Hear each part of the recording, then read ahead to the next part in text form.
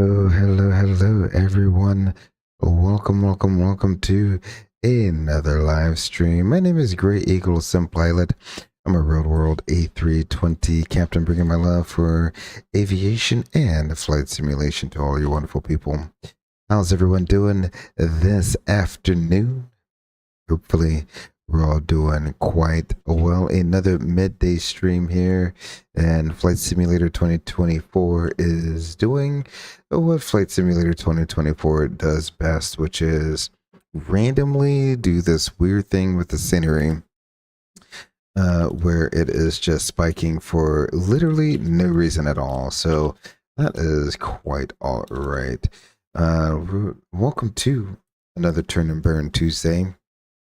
We're going to be taking the Delta Airlines A319 from Salt Lake City all the way up to the beautiful Jackson Hole, Wyoming.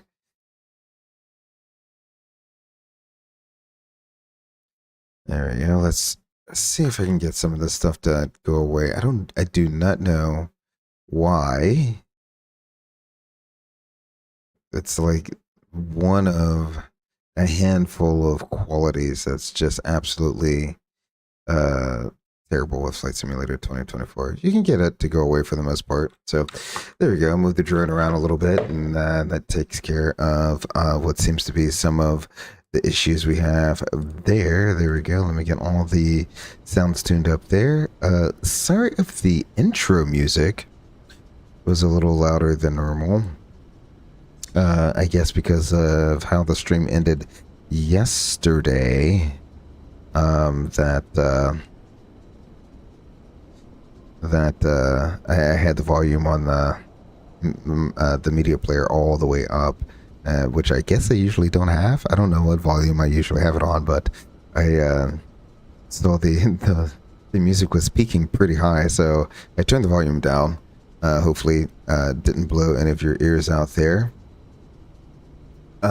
But without further ado, let's get right into it for Turn and Burn Tuesday.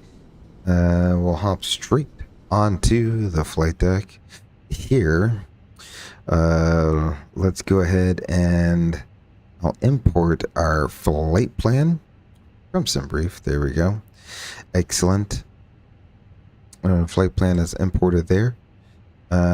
We can go right into checking a few of our important things here. We want to check our oil quantity. That looks good. Hydraulics all looks good. Status page. Those are all normal messages. Those will go away once the IRs are aligned, and we have good oxygen. So no need to refill any of our fluids or tanks there. Let's go ahead and get the IRs aligned. 1, 2, and 3. Everything down here looks good. This should go out. There we go. We'll put the recorder ground control on. We'll test the CVR real quick. There we go. Nice little beep in the background. Why do all my volumes seem lower than they usually are? I'm trying to get the volume set just right for you all, but it seems like I don't know if it's because Microsoft Flight Simulator 2024 is just quiet by nature or what. Alrighty, so all of the rest of that panel looks good. Coming over to the center overhead panel here, we'll text engine fire 1. Sounds good. APU. Alrighty, and engine fire number 2. Alright, those all sound good. Hydraulic and fuel all looks good. We can go ahead and, if we really want to, test the battery. There's not been an update to that yet, so I don't think the test will perform as desired, but we'll go ahead and turn those back on. Oh, well, look at there. We're already below 10 amps within 10 seconds. There we go. So maybe they did fix that and I never even noticed. Alrighty. That looks good there. It looks like oh yeah, we're in 2024, so let's cycle the dome light. There we go. Excellent. That's a weird thing with 2024. The dome light is on by default. Even with no power on the airplane, the dome light's on super bright. So air conditioning panel, that all looks good. Our anti-ice looks good. Cabin pressurization panel is also set. External lights, let's see, today is an even day, so we'll go on to system 2. Everything else looks good here. No smoking on. Seatbelt sign is off. We'll arm the emergency exit lights there. Coming over to the FO side of the overhead panel, we want a VHF3 to be in data. That looks good. Everything else on his side looks good as well. Coming on down to the glare shield, left or right, we have all of our push buttons extinguished. Let's go ahead and check and see what the current weather is here. We'll go there, weather, and we need an altimeter of 3009, so I'll go ahead and set that in there once, twice, and thrice. There we go. Go ahead and get rid of you. Excellent. We'll put in an altitude. Let's start with 5,000 for now. That's quite all right. We want to be. We want to have the flight directors on. Constraints, arc, 10 nautical miles. We don't need EVR or ADF, so that looks good. We're looking for digits or numbers displayed in the windows here. All of the push button switches are off. We want to be in heading vertical speed. That looks good. First officer's EFIS panel, same thing. 10 nautical miles arc. Constraints, flight directors on. We don't need the VR or ADF. And all of his push buttons on his clear shield are off. On the main instrument panel here, the captain side has the PFD on the left, ND on the right. ISIS is aligned. Upper and lower ECAM displays are in the correct orientation. Brake fan is off. Landing gear is downward, indicating 3 green. Anti-skid is on. We have the correct date and time. The landing gear lever is down with no red arrow. That looks good. First officer side, we have the ND on the left, the PFD on the right. We can adjust brightness as we see fit. It looks good for right now, so I'm gonna leave it where it is. Let's go FMGC. That database looks good there. So we'll go ahead and do an init request. Get that going. The RMP, that looks good. No one's online. In fact, let's see. Let me get the CTAF frequency for Salt Lake City.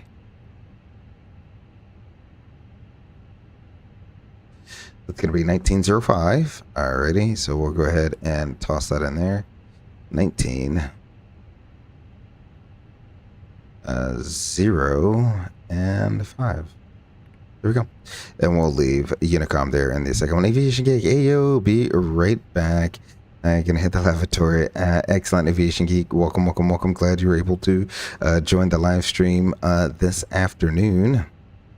The ACP looks good over here. We got our lighting controls look all good, and the weather radar is off. Predictive wind shear is off. Coming up to the center instrument panel here, we're gonna press and hold recall. See if there's any hidden status message. We got normal. Hit clear. There we go. Thrust levers are at idle. Engine masters off. Engine mode is norm. Speed brakes are disarmed. Flaps are up. We have digits displayed in the rudder trim there. The parking brake is set, and coming up the gravity gear extension is stowed. Coming up to the first officer side, I will put that on the ATSU, at least for now. We'll leave that there since we haven't started boarding yet. It's RMP, that looks good. ACP looks good. We'll put the transponder in auto, all and standby. Alrighty, so let's go ahead and get to boarding up. We'll load aircraft, GSX, boarding and refueling. How about that? There we go. Hopefully I can hear GSX say that they're doing all the things. The refueling truck is on its way. There we go.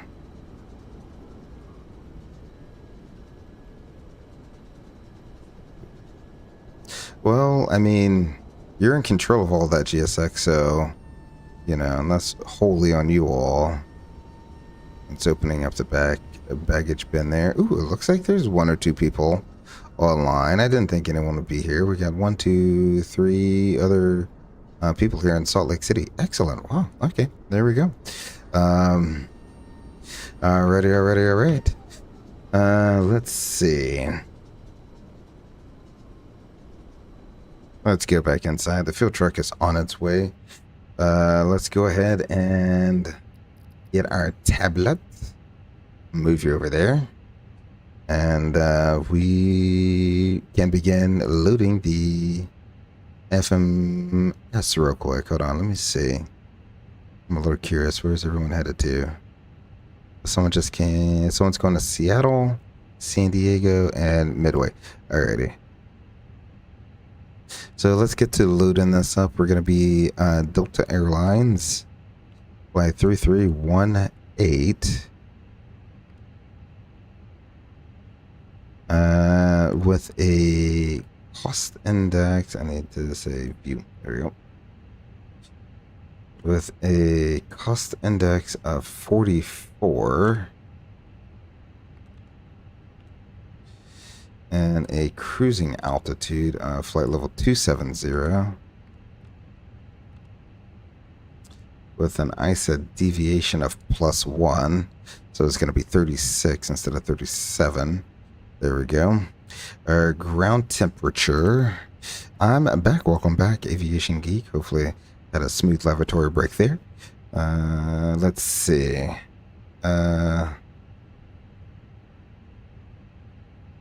Our weather is saying it's 12 degrees outside. Excellent. 12 degrees. There we go. We'll go ahead and put that in there. Excellent. Nav accuracy upgraded. Looks like the IRs are aligned. We got an alternate of Salt Lake City. A zero fuel weight of... let's see. Hopefully we have a preliminary load sheet. Yes, we do. Excellent. I'll accept that. So it's going to be a zero fuel weight of 125.0, 125.0, and what did GSX just say? I'm not too sure what GSX just told me to do. All right, 31.4 is going to be the zero fuel weight CG. And we're looking at a block fuel of 17.6 with an alternate fuel of 3.1. We'll zero out the route reserve because that's already calculated. There we go. Let's go into our flight plan here. We're going to do the Rugged 3 departure. So let me take a look at what that looks like. Okay. What does it tell us to do per runway? They're going south, so it'll be probably 16 left. Climbing right turn on a heading. Departure. Okay, so it's an assigned heading up to flight level 230. So we'll go ahead and pre-select 230 in there. Excellent, excellent, excellent. And let's do 16 left. Rugged. Yeah, Rugged 3. Okay, so 16 left, Rugged 3. I guess it really doesn't matter which one we do. 16 left or right. We're parked closer to 16 left, so that's what we'll do. We'll do that, and let's see. Our transition point is going to be Holter.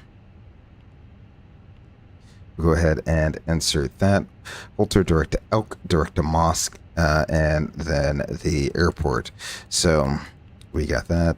That all looks good. Then direct to the airport. Here's what I'm going to do. We shall put in, I think what I want to do is the RNAV RMP X-ray.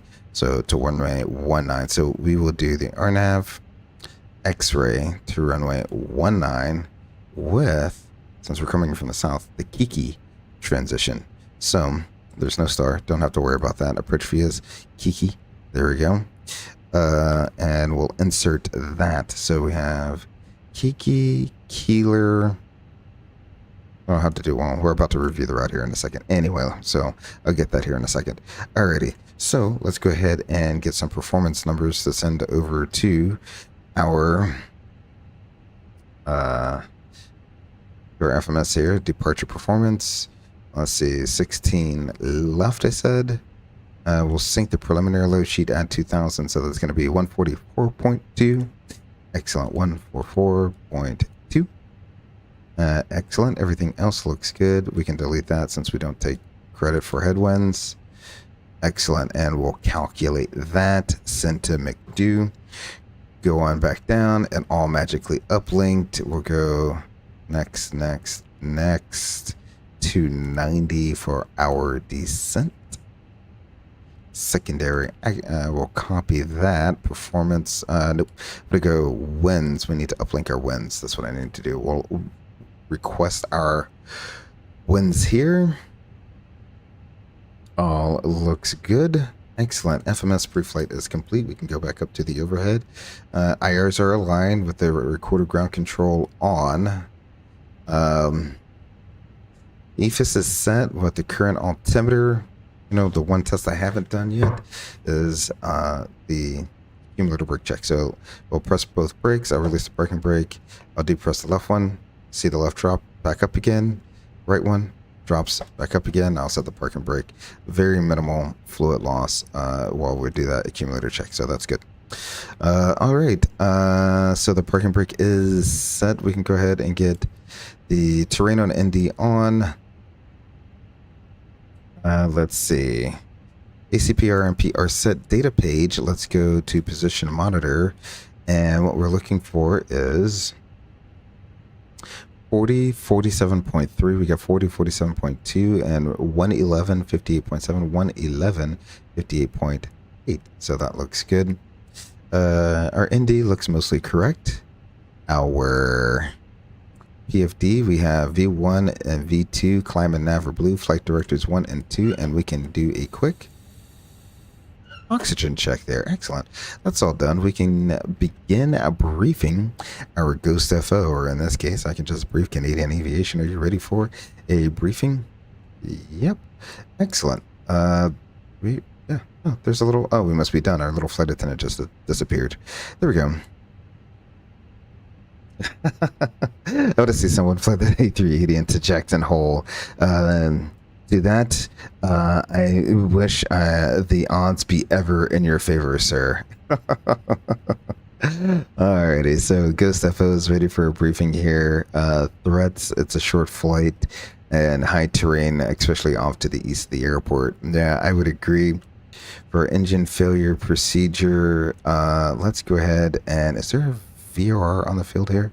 I feel like there should be a VOR on the field here.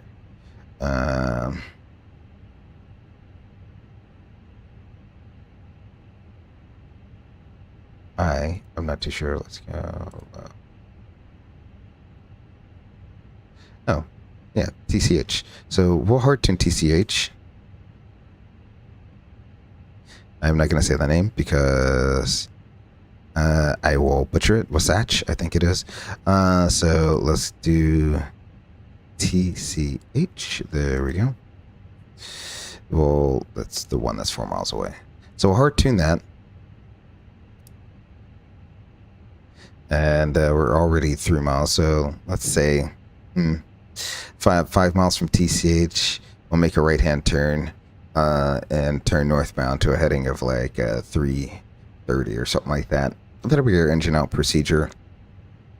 Otherwise, everything should be pretty straightforward. We'll taxi out to 16 left. We'll push back. I'll start both engines up. We'll taxi probably just go out here and what is that? Golf 6 and hotel. And we'll take that all the way up to the end there. Plan on doing flaps 1 flex. Standard reject considerations. Any questions about what we need to reject for? Nope. All right. In the event of an engine failure after V1, we'll continue straight ahead till we reach about the 5-mile ring from TCH. I can also put that in the fix info page for a little bit of SA there. So if we go here, fix info, we'll do TCH. 4 miles. Yep, that's the one. And let's do a 5-mile ring. There we go. Okay. Make it a 6-mile ring. Give us a little bit of time. Yeah. No, nothing critical there. I'll make it 7 miles. Give us a little bit more of a straight ahead path there before we make our U-turn. There we go. And then once we reach that ring, we'll turn right and then head back northbound. That'll keep us in the valley and over the Salt Lake there. Otherwise, we'll continue out on the SID. The flight top altitude is flight level 230. We have CTAF here, and our auto ATC gave us a squawk code of 4216. So let's go ahead and put that in there. 4216. There we go. And real quick, we can go ahead and verify our routing. So on the regular departure here, we're looking at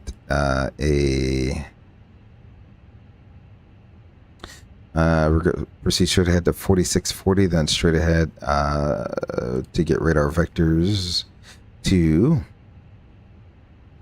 Bubby, that are above 11,000 feet.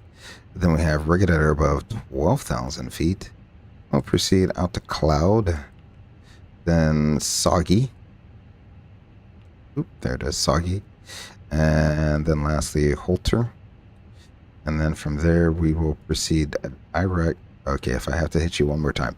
Direct to Elk. Direct to Moss. And then we'll go direct to Kiki for the RNAV arrival. Go ahead and put that in there. Oh. Yeah. Okay. As we get closer, I may change that up. We might just delete Moss altogether and just go direct to Kiki and do the RNAV, because I really want to do the RNAV RMP. So no reason to go all the way north of the field. So that's what we'll do. Go direct Elk, and then from Elk direct to Kiki. I'll clean that up once we are en route there. Excellent. So flight plan is showing 248 miles. That's 241 miles. That looks good. All is reasonable. You still fly the A320 in real life? Yes, sir. Still fly the A320. That's not going to change anytime soon. Let's go ahead and get the fasten seatbelt sign on.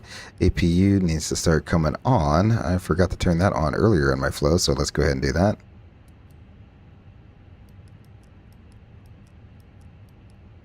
Once the APU is up and going, I'll get the external power off, and then we can go ahead and we'll close that right now. So we'll get the external power off here in a second. Once the APU is up and going, let's see.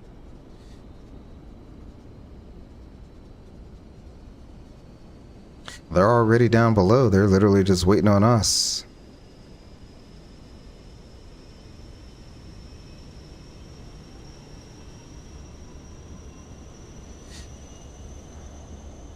So I got a handful. So 2 people here. Excellent.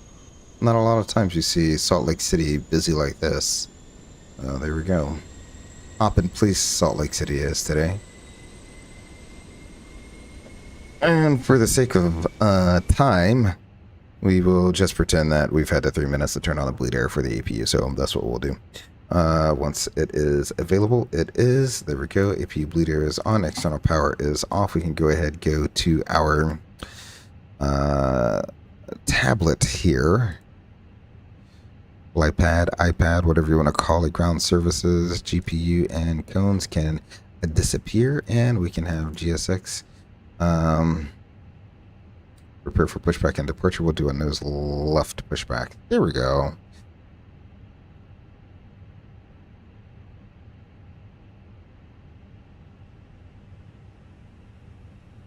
Oh, if you ever come into Nashville, you can catch me on video. I'll have to PM you next time I'm coming into Nashville.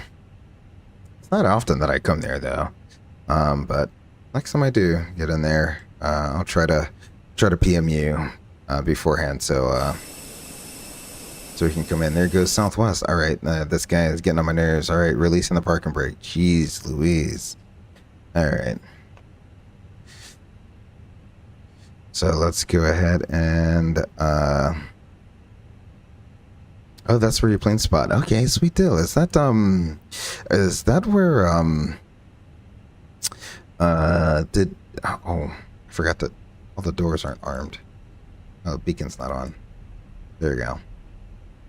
I know Captain Jack Flight Sim had flown into Nashville. I don't know if you have met up with him to do some plane spotting there, but I know that's part of his intro video. Is like he's got a video of the flight he flew in on, landing in Nashville. I think it was a Southwest flight, right, that he flew in on. So let me know. Were you the one that filmed that? Let's see. Did I accept this? Yeah, this is the final load sheet here. So let's go. Fuel prediction, we are 124.5. Okay, a little bit lighter than plan, and our CG is going to be 31.4, so that's good. Right on our CG. I'll go ahead and leave that as is right there. You know what I forgot to do? We forgot to do it before I start checklist. Come on, chat. Come on, chat. Recorder ground control is on. Flight forms and maintenance log is on board. Reviewed aircraft 333. Fuel quantity. 17.6 required. 17.6 on board. Takeoff performance. We have 145, 145, and 149 with a flex of 58. Oxygen is checked. Seatbelt sign is on. ECAM checked. Our parking brake is off currently. MCU is set. Altimeters, we have 3009er. And departure briefing is reviewed. The before start checklist is complete. We'll go ahead and set our parking brake, and let's go ahead and get our engine started. No, he said to set the parking brake. I don't know. I don't know what's going on here. Are they disconnecting or not? Okay, yes then. I have no clue. GSX, I have no clue.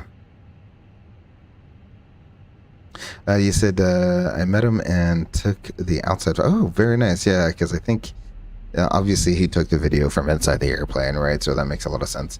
Yeah, man. Awesome, awesome, awesome. Glad you got to meet KJAC Flight Sim there.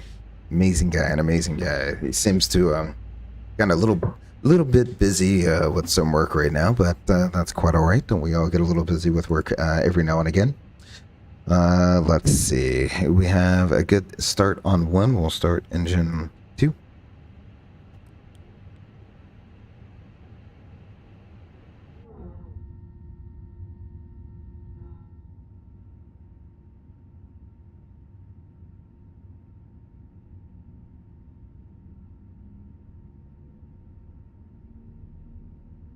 Okay, you DM'd a picture in Discord. Oh, sweet, sweet, sweet, sweet, sweet. Let's see. Actually, I have to open my Discord up now.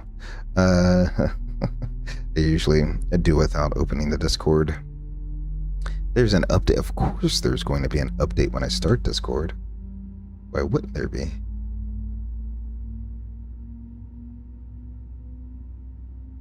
Well, yep, there he is. Right on, right on, right on.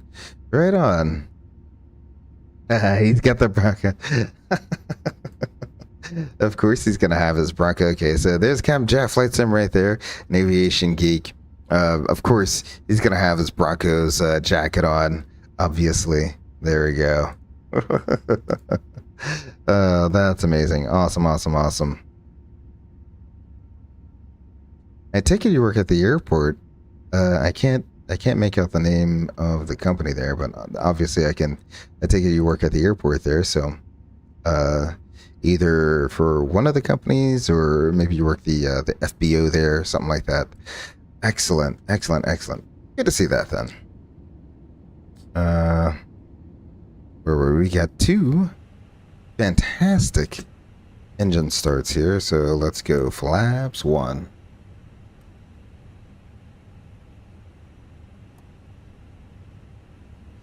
And I think everything seems to be working. Okay, yeah. We'll go ahead and do that. And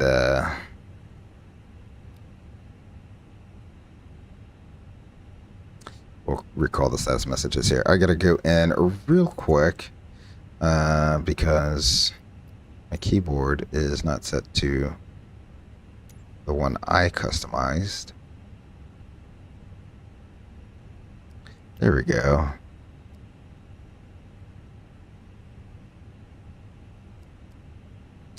Yep, there we go.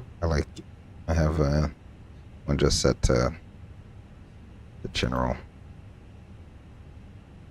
I have no clue what Microsoft did here, but this is like so slow now. All right, so that looks good. Excellent. Let's see. Okay, that's what I was looking for. Excellent. Where were we? Oh, after start checklist. Engine anti-ice we don't need. Status is checked, and our rudder trim is 0. The after start checklist is complete. Salt Lake City area traffic. Delta 3318 will be taxiing to 16 left via Gulf 6 and Hotel. Salt Lake City area traffic. Alrighty, there we go. So we'll go ahead and turn that off. I do traffic control and construction. Oh my gosh. You have literally been working for like the last 10 years at that airport then, because that airport has been under like some crazy construction the last few years. The new terminal looks amazing. The last time I was there was like a few months ago, but I was able to walk around the airport and take in all the sights and sounds of the airport there, and it does look absolutely amazing. Kind of embarrassed to say how much time I had there, because I had way too much time there, but that's okay.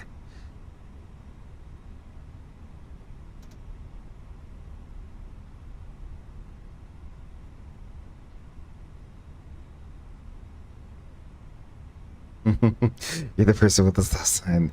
Nah, man. So there we have, at least in our area, in my like down the street. 1177 stand Alpha 13, push and start on to 2 west south facing southwest, Salt Lake. There's a decent amount of construction going on, obviously, in and around the city. And near one of the neighbors, so they're putting in a sidewalk. I don't know why it took them so long to put in a sidewalk, but now they're for some reason deciding to put in a sidewalk. And all right, we got someone going to 16 left, right behind us apparently. You work near the airport on one of those. Okay. Still. I was gonna say, they're putting in a sidewalk near one of the neighborhoods down the street, and I saw the craziest thing. The first time I had ever seen it, instead of a sign guy, so the cones were there. Obviously, someone has to be there to set up the cones. But instead of having 2 people holding up a cone or holding up a sign, it was almost like a railroad crossing. It was an automated little arm that went up and down, and it had a red light and a green light. And so when the light was red, the arm was down and you had to stop. And then once, I don't know how it knows where the traffic is, but like when one arm closes for the other direction, when the last car passes you, the light for you turns green and the arm raises, and then you can go. I'm like, that's the wildest thing I've ever seen. If I worked at the airport, I wouldn't get any work done. Hey man, plane spotting, like I've actually seen, like, I've been on quite a few plane spotting like YouTube videos now. Like, I think that's slowly starting to take over my YouTube algorithm. There are some plane spotting videos. Let's see. Who is... Oh, we have someone going to... I have no clue. Oh, MSP. So there's someone in a... Who? Can't see what aircraft they're in.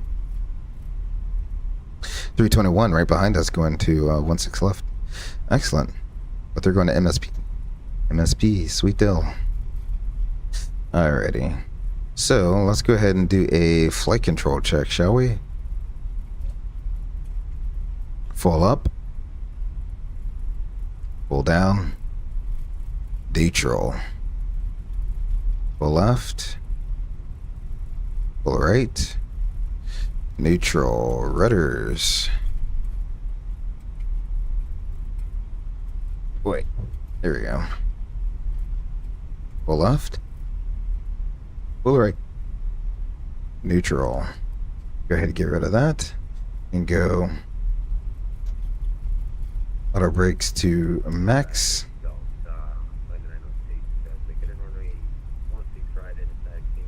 Let's see. Set that to auto, and we will do a test, and we can see the flight attendants. Flight attendants, prepare for takeoff. 2 southwest and right onto Alpha, Salt Lake. Excellent. Wow, southwest, not southwest. Salt Lake City is the place to be apparently right now. All right. So before takeoff, checklist. Let's see. Flaps, when planned and when indicated, takeoff date and speeds are all checked. Our weight, 141.8, and down here we got 141.6. That looks good. Stab trim, wrong direction. Let's do this zig and zag real quick.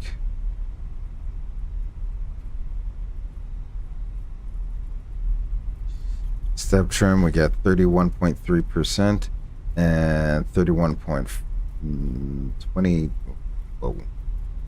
Sorry, down here, 29.5%. We have 29.4%. Flight controls checked. ECAM MO. Takeoff no blue. We can go below the line, runway and FMS. We'll do that, and we'll put you on performance. We got 16 left in the box on the screen and out the window. That's checked. Minimum takeoff fuel, 17.1 required. We have 17.3 on board. Flight attendants notified. Engine mode norm. TCAS TA. Well, now it is TARA. The before takeoff checklist is complete. Salt Lake City area traffic, Delta 3318 lining up runway 16 left. We'll be departing on the Rugged 3, Salt Lake City traffic. That is a mouthful to say. All right, excellent. So we're taking the runway. We'll get all of our lights going. Excellent.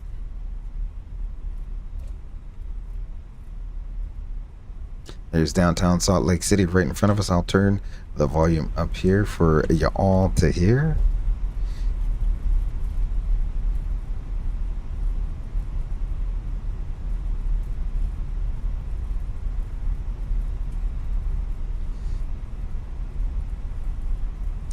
Alrighty. I don't think anyone else is departing 16 right. Salt Lake City traffic, Delta 3318, departing runway 16 left on the Rugged 3. We'll be departing on the right downwind. We'll be departing on the right downwind, Salt Lake City traffic. Alrighty. Get the engines going up to 50%.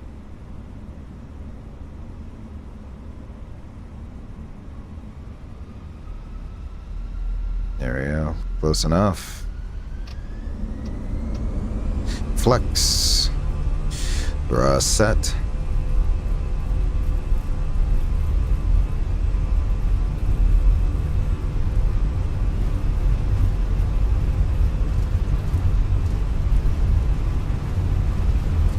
Checked.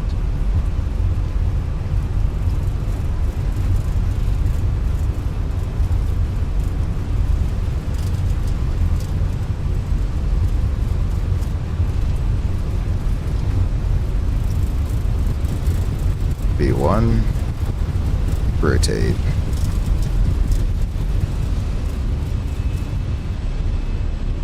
Positive rate, you're up.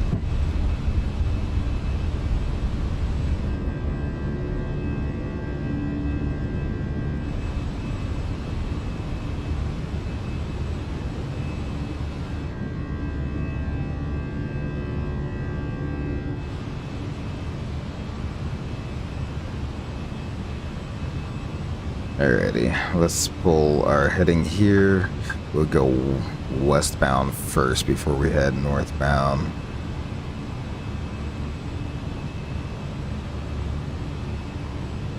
There we go. I get autopilot 1 going.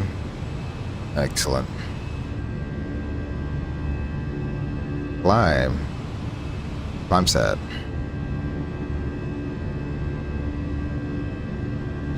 Salt Lake City traffic. Delta 3318 is on a right crosswind for runway 16 left. Salt Lake City traffic.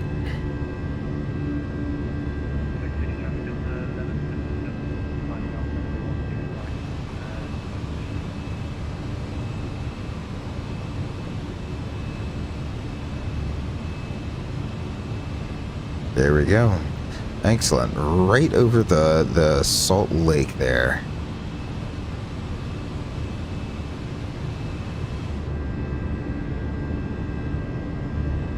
Beautiful. Yeah.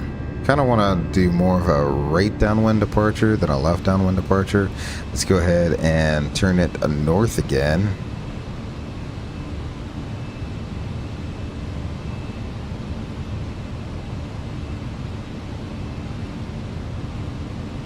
There we go. Flaps up after takeoff checklist.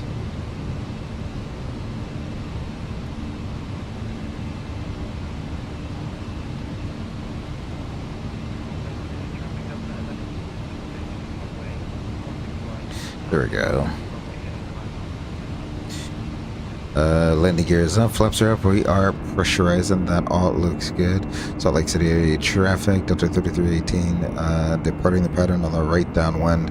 Salt Lake City traffic, last call.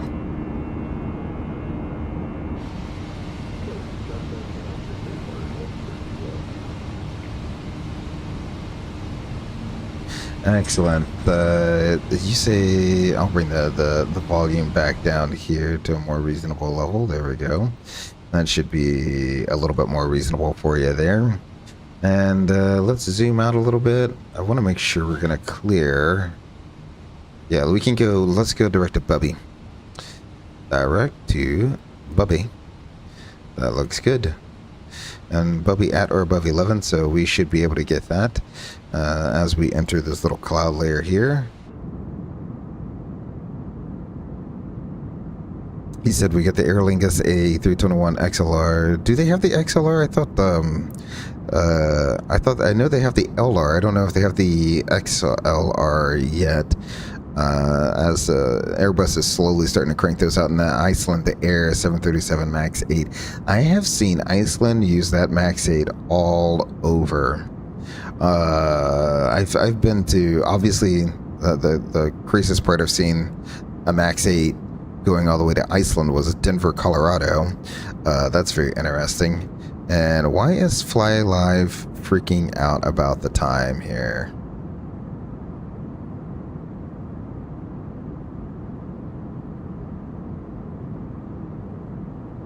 It's like it seems like it.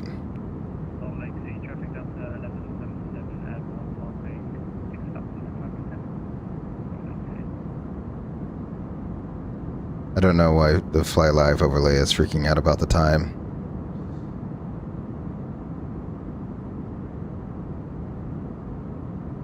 It literally has the exact amount of.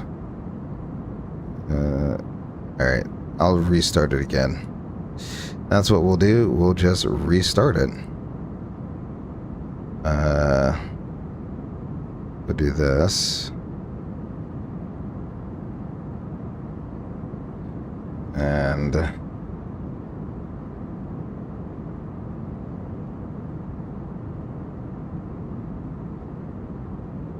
there we go. Alrighty, better. I think that, yeah, there we go. Much better. Excellent.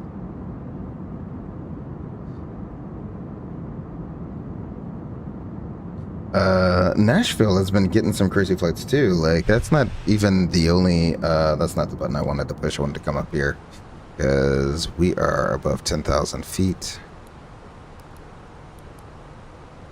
Excellent. I've seen, I think, British Airways goes in there as well. I'm not too sure what they take in there, but British Airways flies in there. So, Nashville is like the place to be. If you fly the 320 to But the 319 and 321. Do you have to do differences training, right? Yes. Yeah, well, yes. So, yeah, I mean, you actually kind of learn about them all at once. So it's not really differences training as you learn about all of them all at the same time. That's when you're in ground school, slash and, you know, sim training. You learn all of them. Systems is all of them. We've made that restriction, so we'll go ahead and tune you. So like your systems is on all three. Your ground training is on all three, but the simulators themselves are only 320s. They're only 320s. So that's kind of interesting how that's broken down there. Let's see. Transition standard, we'll just go ahead and pull for standard once, twice, and thrice. So there we go. Excellent. We'll go all the way up to 270 now. And let's go ahead and get some in-flight music going on. Yeah, all of my volume sliders are all over the place. All right. Hopefully...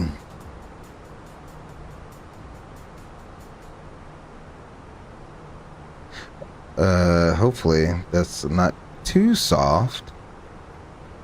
I'll put that right about there, I guess. Excellent. And lastly, I am missing one more thing. What am I missing? I'm missing something. We can turn that off. I know we can do that. Get rid of view. We can go into our fix info and clear that out. Excellent. We'll go back into our flight plan.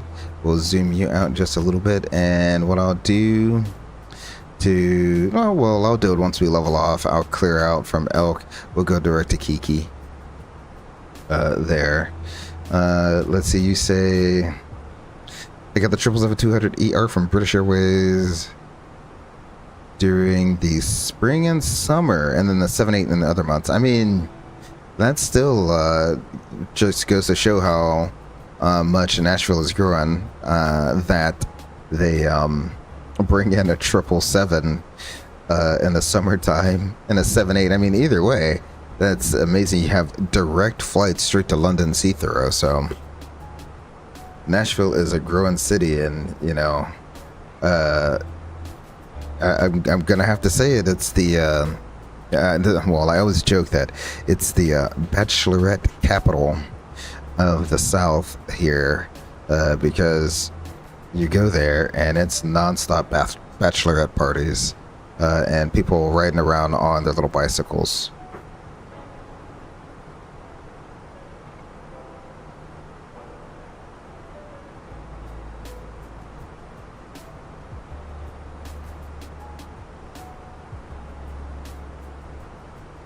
Are you gonna send 2 video? Okay.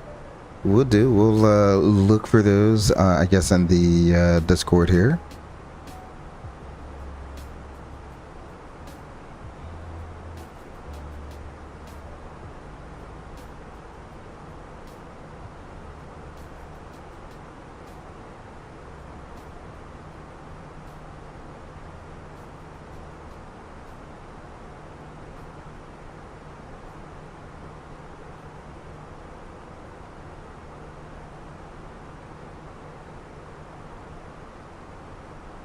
We bring up the Discord again.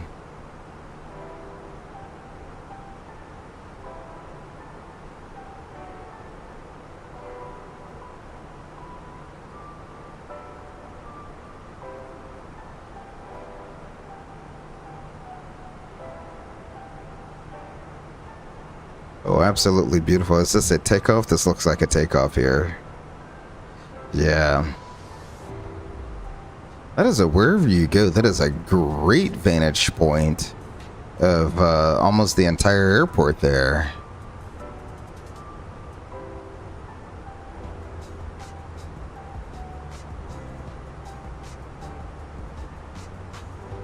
Absolutely beautiful.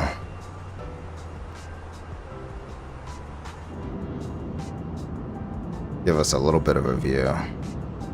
There we go.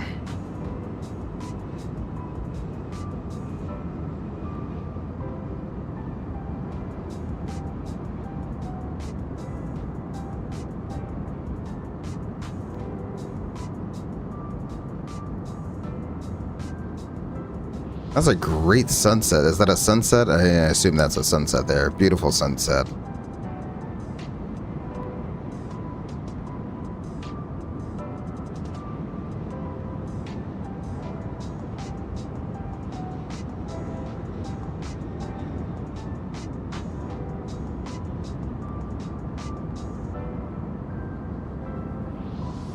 Okay. Yeah. Definitely do. I think the last time I was there, it was literally the last time I was there, I saw one of my buddies I hadn't seen in years. So we got to talk and catch up. And I got a nice little video of him taking off on my phone there. So I got to send that to him. So he has a cool little video of him taking off out of Nashville, of all places, too. So, excellent. JetBlue 320.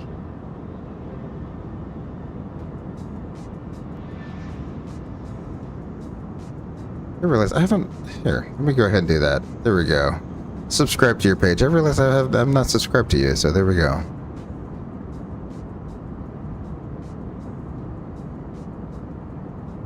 Look at there. And I love the purple tails too. The FedEx purple tails, absolutely amazing. You see he pitched down just a little bit. He may have over rotated there. That's okay. 320 is hard to get a tail strike on that thing. 319, 320, you're less likely to tail strike than a 321.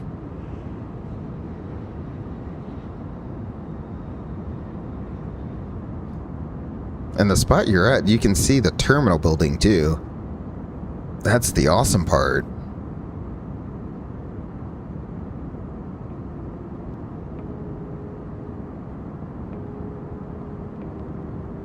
We're cruising along here at 27,000 feet. I'm thinking about turning the seatbelt sign off, but no, I'm not going to do that. It looks a little bumpy. There we go. Quarter shares. Is that NetJets? That's NetJets, I think.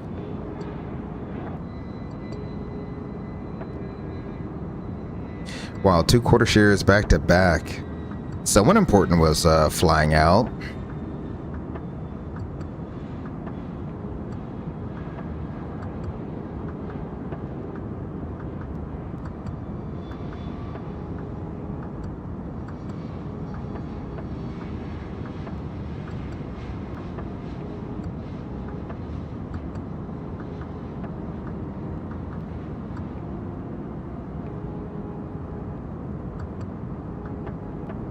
Miss Grego just came in with some Chick-fil-A.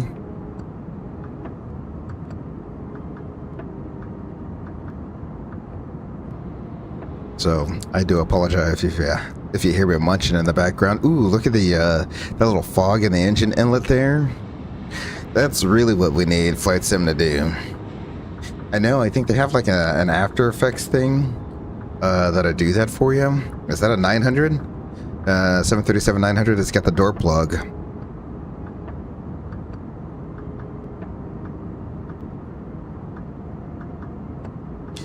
The hands down one of the better ones because it's there's the Aer Lingus A321 right there.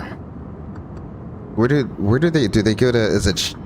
Do they go to Shannon or Dublin from Nashville there?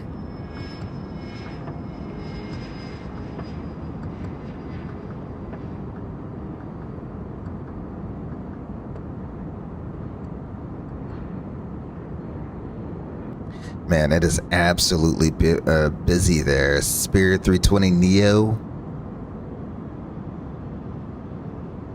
They're getting most of their Neos back up and going again.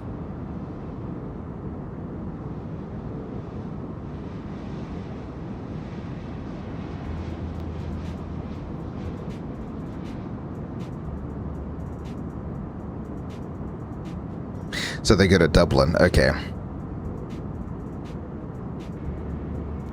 I figured it had to be one of the two. I think Dublin's the bigger of the two cities. Am I right? I think Dublin is the bigger of the two cities there.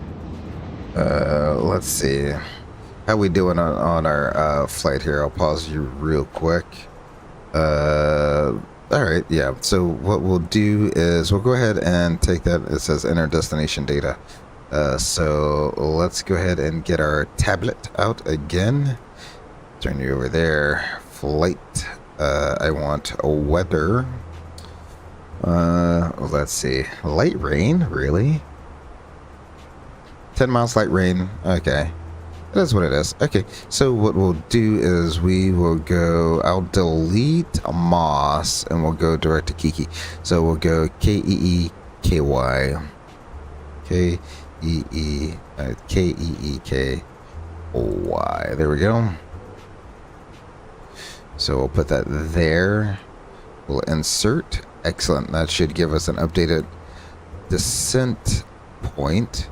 Let's go next phase and next phase. We're looking at a wind of 200 at 11.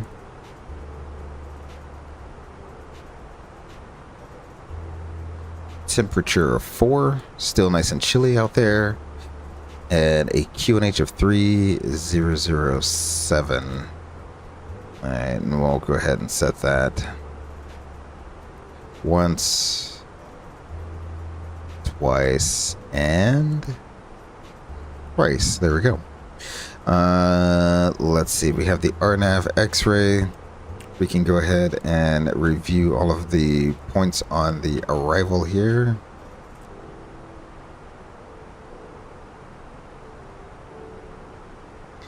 Okay, then Kiki. That's going to be at above 12,600, showing 210 knots. Then we have Keeler at above 12,600, 210 knots. Then we have Keys at above 11,400, 190 knots. There's a lot of little lines here. Oh, it's showing what the minimum altitudes between the segments are. Okay, let's see. Loud. It's at above 10,600. Is that what it's showing?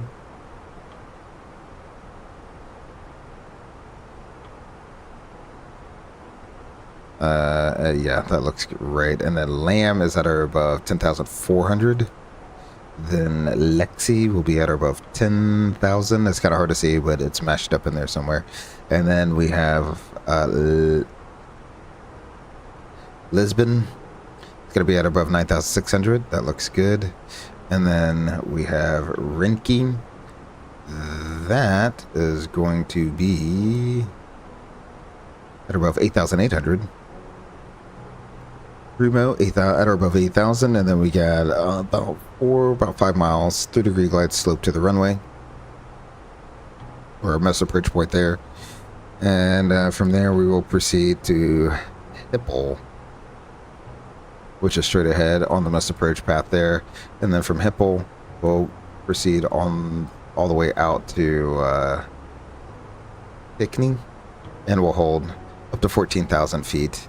Let's see, we're going to be an RNAV of a 0.1. We'll take it all the way down to the lowest we can, which is 6777. So I'll go back here to our perf page. 6777. There we go. Put that in there. Red nav. We can clear this out.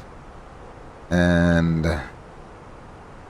is there VOR? The only VOR that's nearby is Dunwire. DNW. Let's see. Is that true? Is it just DNW? Oops. Did not mean to unfold you.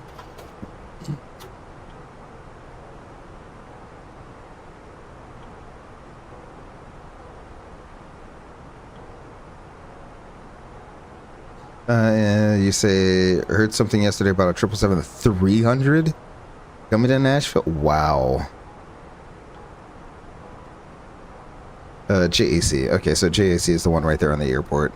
Let's see, we'll do that then. JAC just for backup there, so we'll have that in there. We want KJAC runway 19. That looks good. We want 0.1 as our RMP value. Check the other progress page. GPS primary accuracy high. That all looks good. Excellent. I'll put you back on the performance page there. And we'll go to data, GPS. We got navigation. So we have nav on both GPSs there. Back to data, position monitor, nav aids, deselect, radio nav aids. There we go. That's why we hard tuned. The Jackson VOR all is set and all is right with the world. Let's go ahead and we shall take it all the way down to, let's call it 12,600 at least for now. So 12,600. Manage that up.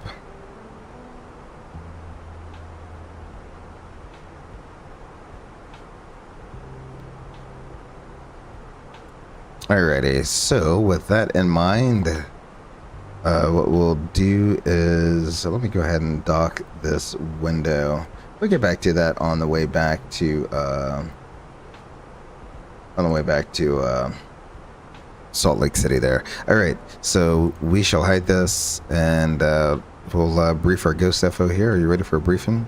Yep. What are your threats? We have high terrain and a short runway. Yeah, I would agree. Oh, now that I think about it, short runway.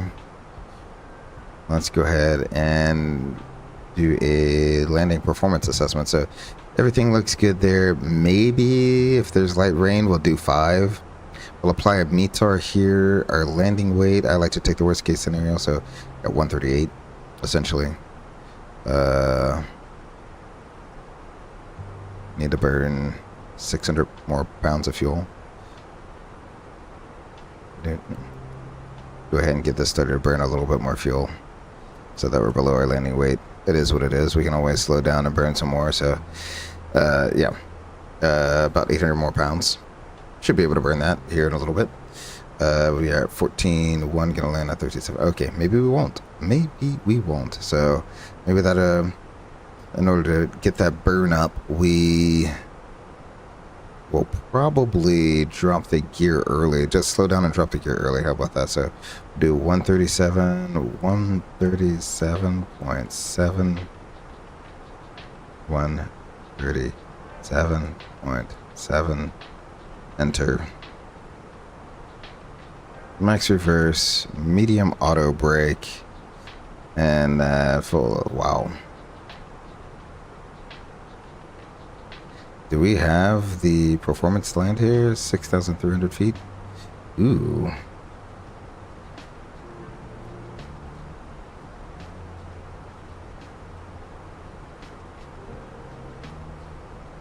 It's gonna be 59. Oh, well. There's also max manual.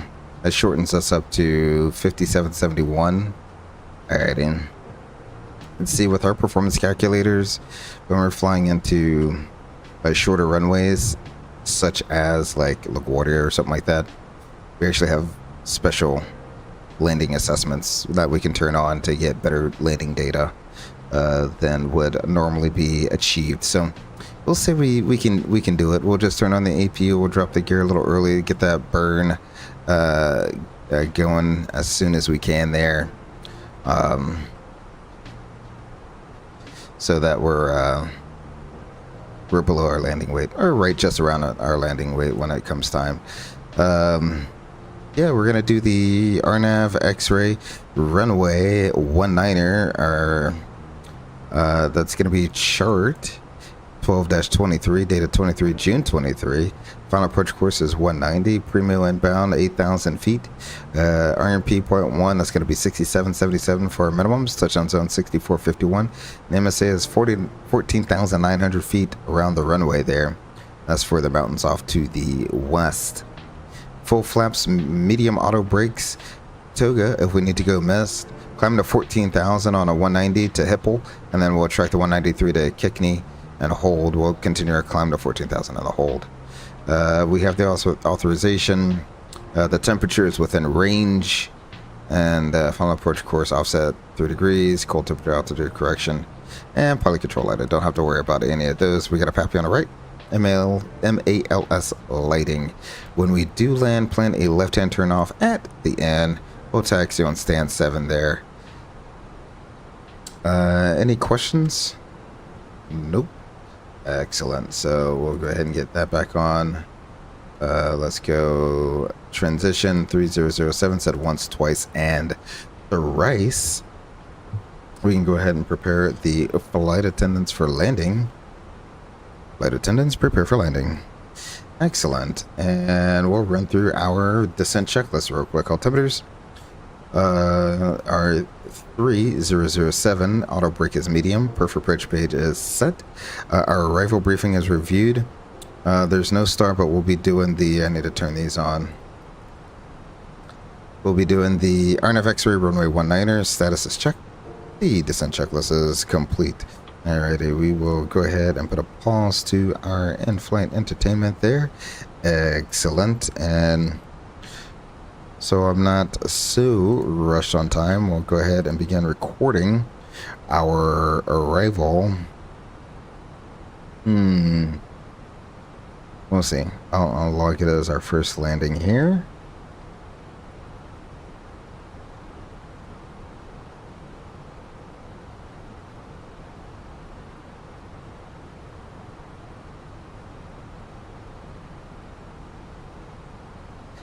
Alrighty, the recording is up and going.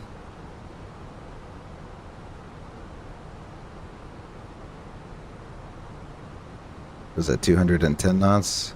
So once we get below 250 knots, I'll drop the gear. That's going to increase our drag quite a bit and get that burn going up.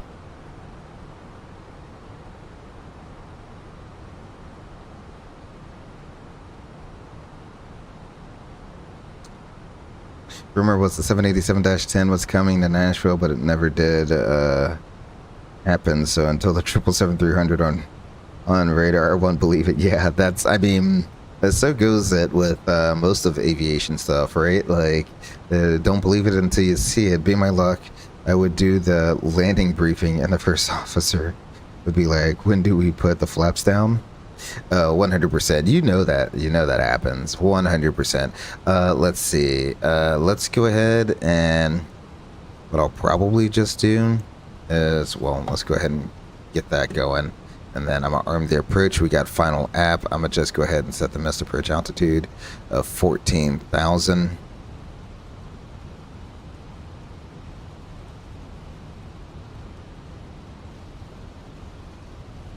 We're below 250 knots. We can drop the gear, get that burn going.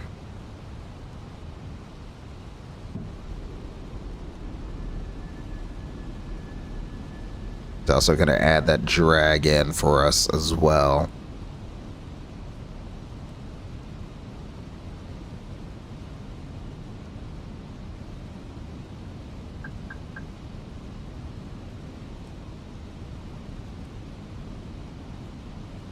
Flaps 1, speed verified. Get our speed on down to 190 knots for our speed over keys.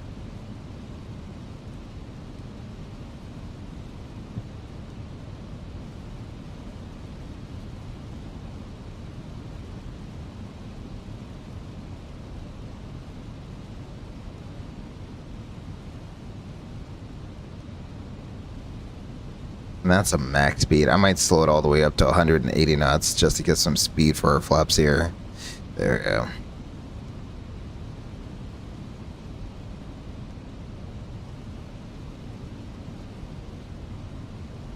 Alright, there we go. Flaps 2, speed verified.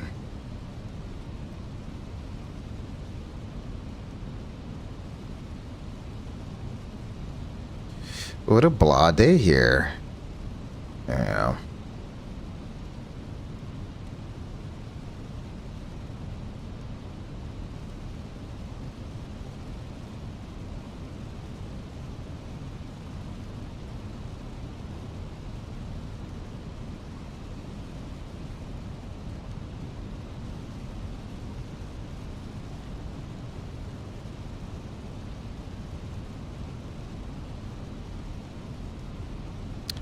I almost want to know, like, what Fenix has in their SimBrief profile for, like, their max landing weights, because clearly the placard here says 137.7, which sounds about right for a 319, but SimBrief never puts a landing restriction on it.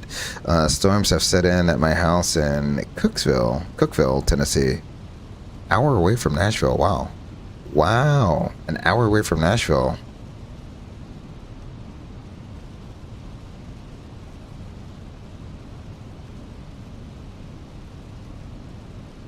Alrighty, we got gear down and flaps 2. We should be good to go. I'll set 170 knots, and here the replay is recording. We're just going to go ahead and let the airplane do what the airplane does. In fact, I might go flaps 3 right now. There we go, speed's verified.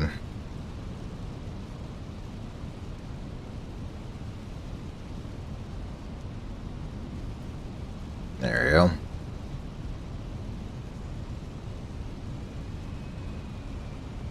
Oh, all of our lights aren't on. Well, now they're on. Is there a CTAF frequency for here? CTAF-KJAC. 1807. Wow. Okay. Did not know that. Let's go ahead and put 1807. Jackson Hole traffic. Delta 3318 is over Lexi for the RNAV X-ray runway 19er. Jackson Hole traffic.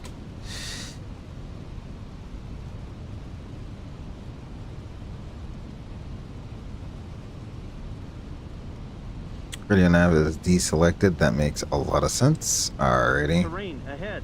Pull up. Alrighty. Don't make me turn you off. Terrain ahead. Pull up.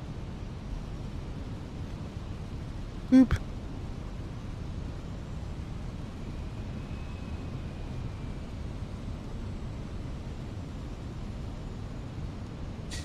Alrighty, we can go ahead and go flaps full. I'll turn you back on, but we'll go flaps full. Ahead. No. Pull up. Your logic is flawed, sir. Before landing checklist, altimeters we have 3007 and 9140.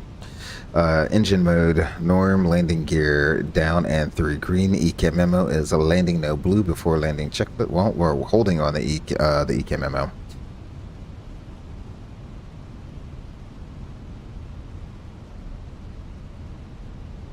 Boop. Terrain ahead. Pull up. Okay. We're still waiting on the cabin, whatever that is. Ahead.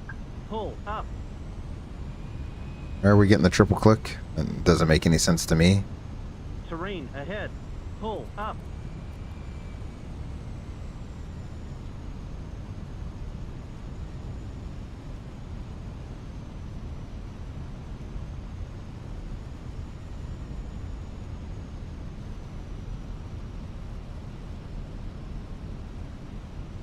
Well, hopefully we make it in. Let's see. If not, we might be going right back to Salt Lake City and calling it an evening.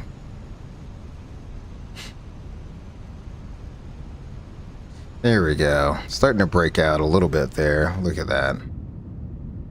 That breakout. Is it raining or is it snowing there? Not too sure which one that it's doing.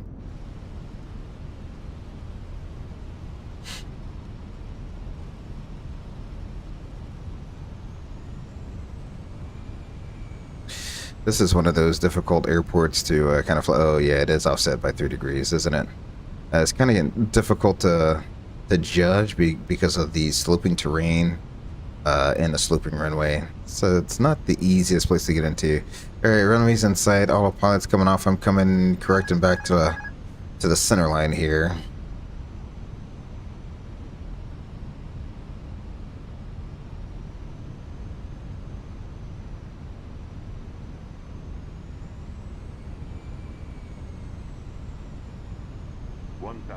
Stable. Alright, flight directors are off. Birds up.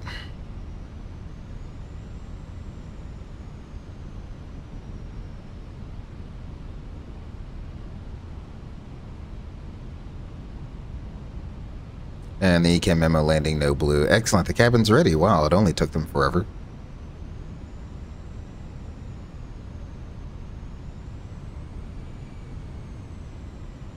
Excellent. Got 1/3. Looking good. 500. Stable. Target sync 7. Oh, trending high.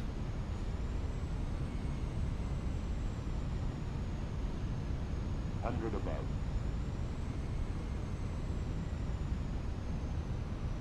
Minima. Back on profile. Continuing. As the thing said minimums, trending high a little bit. Getting that nose back down. Back on profile. Trending high again. 100. Too low. Terrain. 40. 30. 20. Retard. 5. Deployed. Manual braking.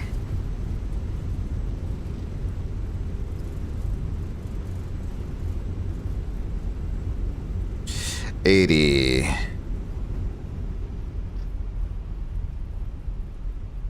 60.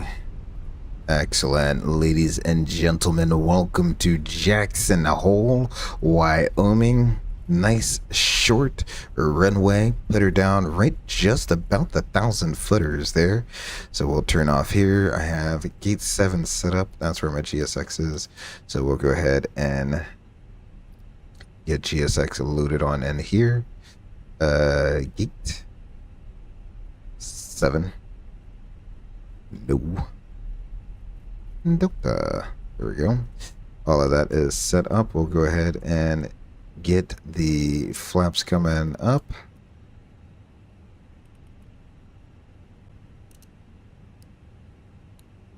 Actually, I can turn that off too. Excellent. Excellent, excellent, excellent, excellent. We'll go ahead and disarm that. Turn the predictive wind shear back off. All right. AP is already on, so don't have to worry about that. There we go, there we go, there we go.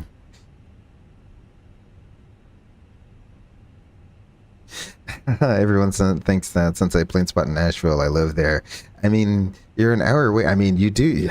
You have a lot of good video there. So I would draw that conclusion as well. Buttery, smooth landing, professional job. But, you know, wasn't really going for the butter, just trying to get it down right there on the 1,000 footers because you don't have a lot of runway to play with here. So there we go. We have our parking position right here. Got our guy looking at us and hello, how you doing? Oh look, the stairs got the little cover for the rain, so you don't get wet going down the stairs. Or the stairs don't get wet, so you don't slide down the stairs. How about that one?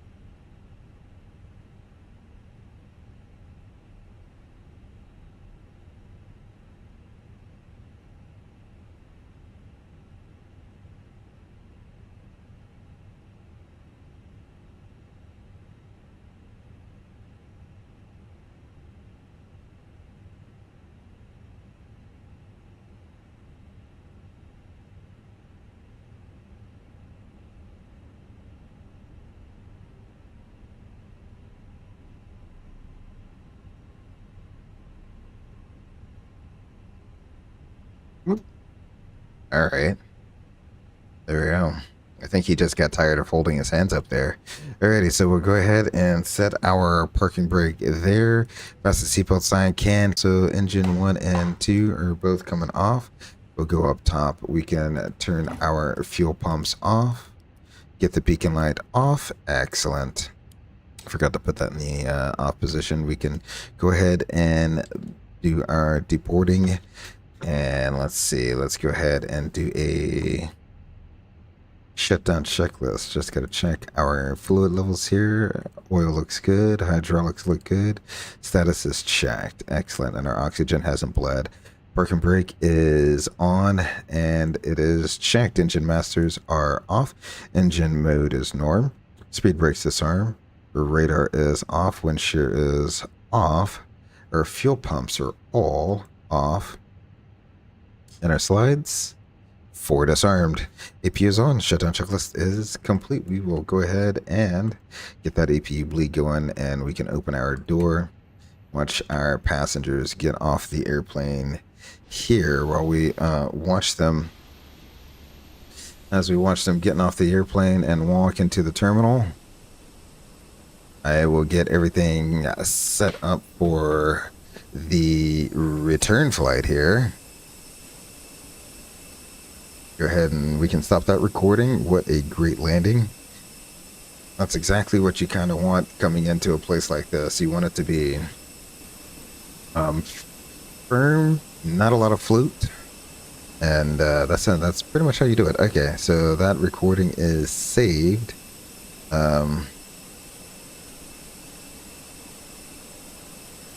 Says, be right back, gonna get some coffee. Excellent, no problem. Let me put some turn music on for us here. There we go. And I'll disconnect from VentSim real quick. We'll get our return flight going. How much fuel do we have on board here? Should have enough to get back. 13.6. All right. All I needed to know.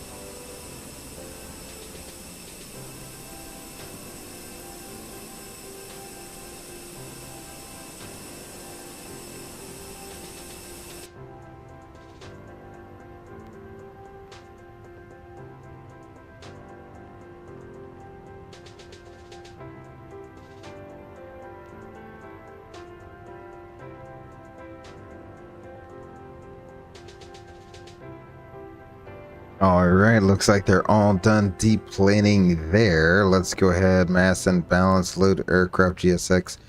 Boarding only is what we're gonna do.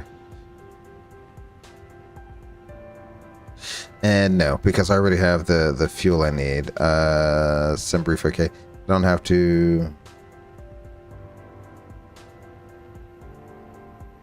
All right, there we go. So we'll go ahead and do that. Go back down to our initialization page. What I also like to do, since I know I'm keeping the aircraft and I'm turning it, is we'll go ahead and run through this flow real quick. Altimeter should remain the same. Flight directors can come back on. We're still in this mode right here. So that is all good. We got terrain on ND. That's all set. Parking brake is on and checked. So that is good. We'll have to put a pin in it right there. Let's go ahead and get our tablet out. And we're still going to be Delta A319. There we go. I didn't want PVU to be our alternate. That is what it is. Provo. Let's see. Block fuel. Or sorry, we're not there yet. Getting ahead of myself there. Cost index of 5, and we're cruising at 30,000 feet, I think, this time. So we got a cost index of 5 and 300 with an ISA deviation of 0, so don't have to worry about that. The weather here. Oh yeah, okay, so we'll just get the meter. So it is 6 degrees now. Excellent. So we'll do that. And you know what? When I get my takeoff data, I'll get anti-ISO on takeoff data there. So we'll go to the next page. Let's see. 0 fuel weight. And 0 fuel weight CG. On ATSU.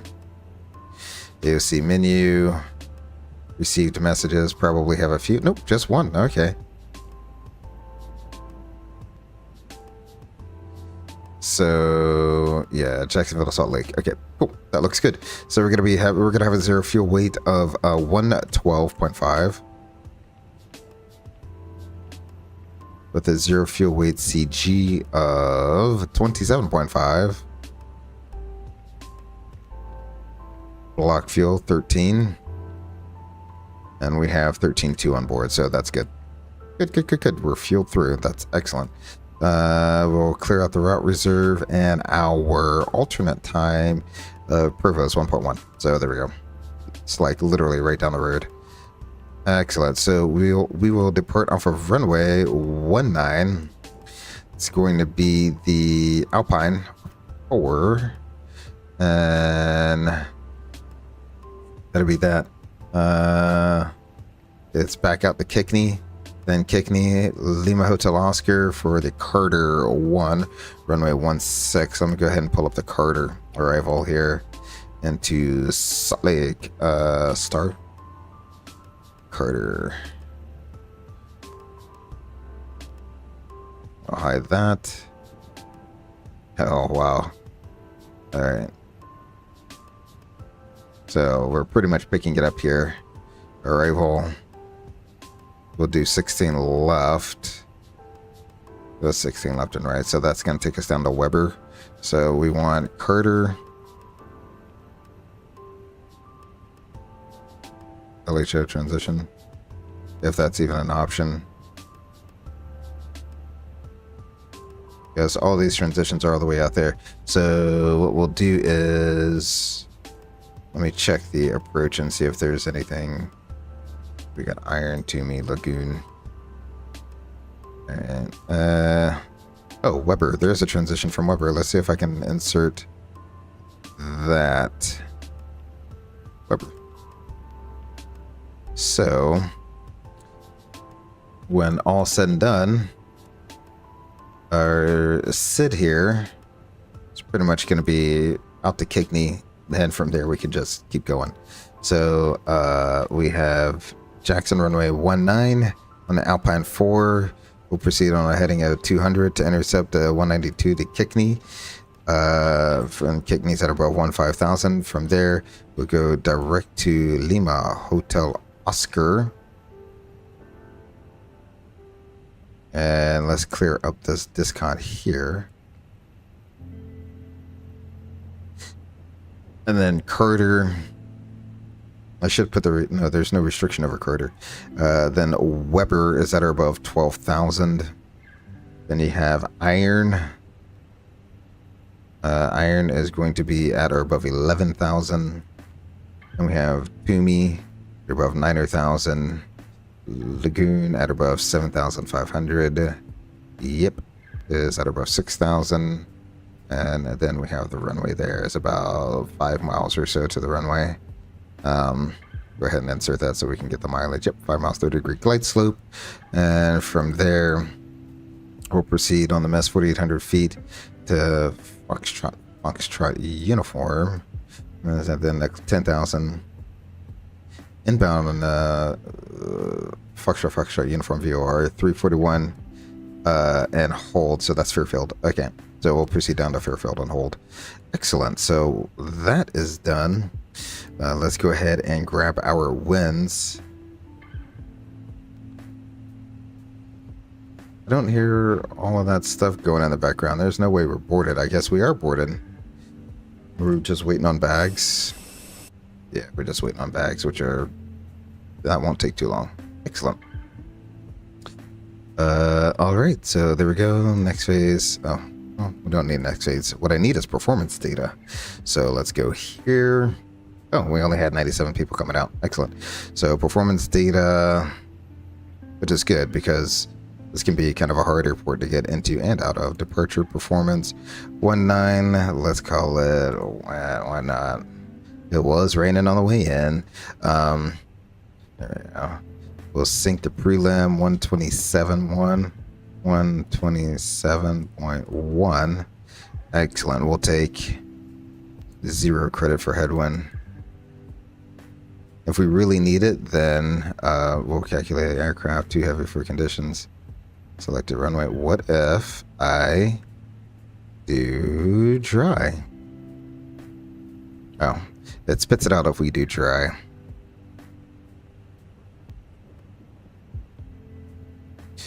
What if we do packs off and wet? Seriously? Are too heavy for runway conditions. Okay. Okay. 125,000 pounds. Yeah, right. Okay. Let's go back to dry. We'll calculate that out. We can go all the way up to 144,000 pounds. Max on. Calculate. All right. That's what we'll do then. So we will send that to the McDo. Excellent. It's going to be a flaps 3 flex. I don't know why it won't do like a flaps 2 toga or something like that. And in the descent phase, let's just go ahead and do 290 knots. We will copy the secondary. Excellent. There we go. So the route's been reviewed. Only thing left to do is brief the briefing. Are you ready, Ghost FO? Yep. You said, gotta be gusty landing into Salt Lake City. Is it gusting back there again? I really haven't checked the weather. It was a little gusty on the way out, but didn't seem like it was all too bad. Alrighty, so this would be a straightforward departure. The biggest threat is short flight, short runway, high terrain. Those are all big threats right there. We'll start up, taxi down to Alpha, to the end, flaps 3 flex, standard reject considerations. Any questions about what we need to reject for? Nope. Should we lose an engine after V1? We'll proceed. Let's just proceed on. Ooh, this one's kind of hard because we're in a valley here.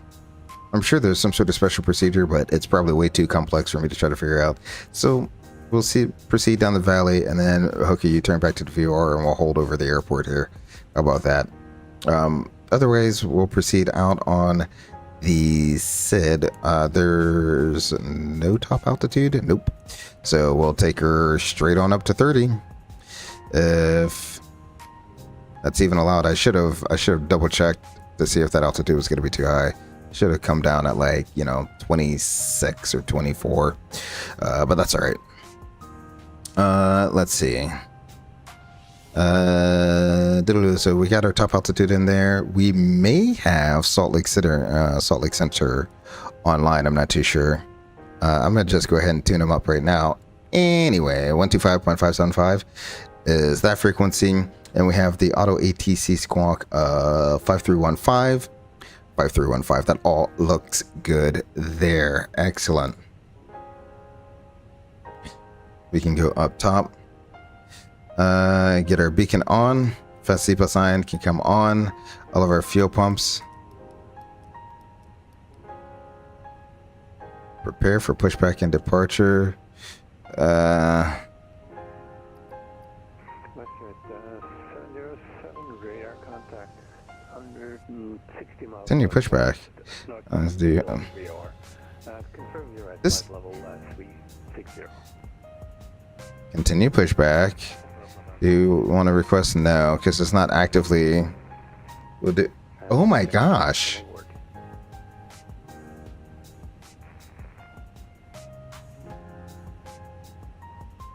Wow. This person, man. Alright, so we have that. We have 4 doors armed. That all looks good. We'll go ahead and close that. Excellent, excellent, excellent, excellent. Everything is looking good. Let's see. ND looks good. PFD looks good. V1 and V2 climate nav blue flight directors 1 and 2. That is all set. Recorder ground control is on. We did that earlier. Flight forms and maintenance log on board reviewed as aircraft 333. Fuel quantity 13.0 required, 13.1 on board. Takeoff performance, we have 111, 111, 115, 122 with a flex of 54. Oxygen checked. Seatbelt sign is on. ECAM is checked. Our parking brake is on and checked. MCDU is set. The altimeters 3007. Departure briefings review. The before start checklist is complete. That's something you don't want to hear your pilot say. I haven't checked the weather. Yeah, because you're almost always going like, it's like you're not going to look at the weather and suddenly be like, oh, it's raining there. I'm not going to fly there. You know, if there's like storms or stuff like that, then yeah, for 100%, I'm like analyzing routes and trying to figure out the best way to go. So the before start checklist is complete. I think they're ready outside. Yeah, they're definitely ready outside. So let's go ahead and we will get you paused real quick. Excellent.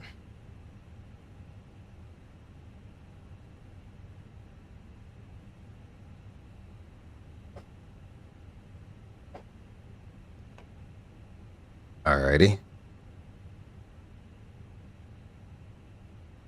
Alrighty, well, we will do that. Let's go down here. We can go back and get our final load sheet here. We will accept fuel prediction 112.5. That looks good, and 27.5 right on target. Excellent. So we'll put you back on performance. Put you back on performance as well, because that's just how my flow is going to work. Alrighty. Oh, now we're just moving and grooving.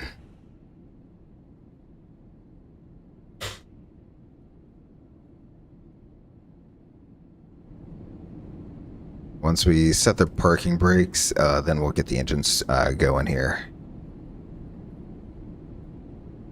Salt Lake Center, Delta 3318's on the ground in Jackson. Just letting you know we're pushing back. We'll be starting up taxiing the runway 19er.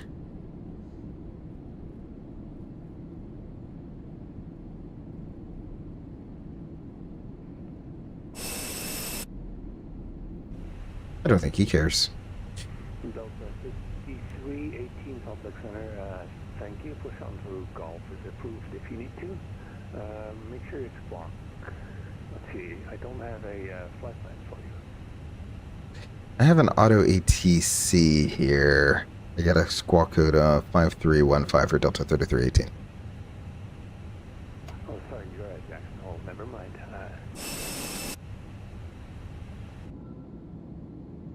Salt Lake Center, FedEx 15 is type MD11.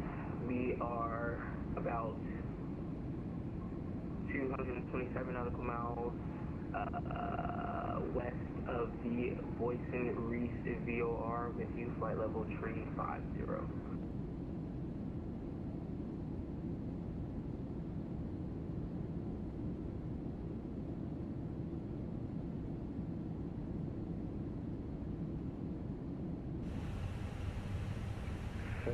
FedEx 15, Salt Lake Center, Roger, standby. And Delta 3318. Excellent. Here we go. Taxi to Alpha.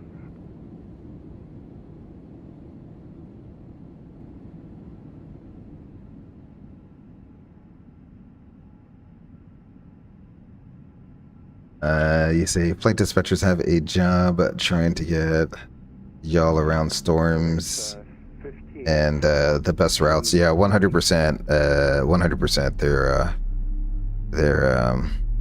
2203 in the when the weather is not the best, they are over there just typing their little fingers away trying to figure out the best routes.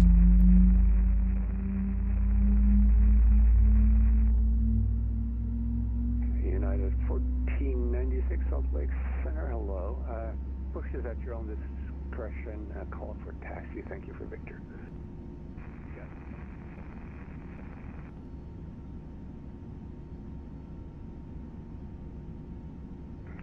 FedEx 15 radar contact. Are you climbing to flight level 370? 370 is going to be our final step climb. The aircraft has managed 35 for now. Of course, what does it start doing? 370. It starts raining here, so we are at a weight of 125.6. We'll maintain 35 for now. We'll let you know when we need to climb. FedEx 15 heavy.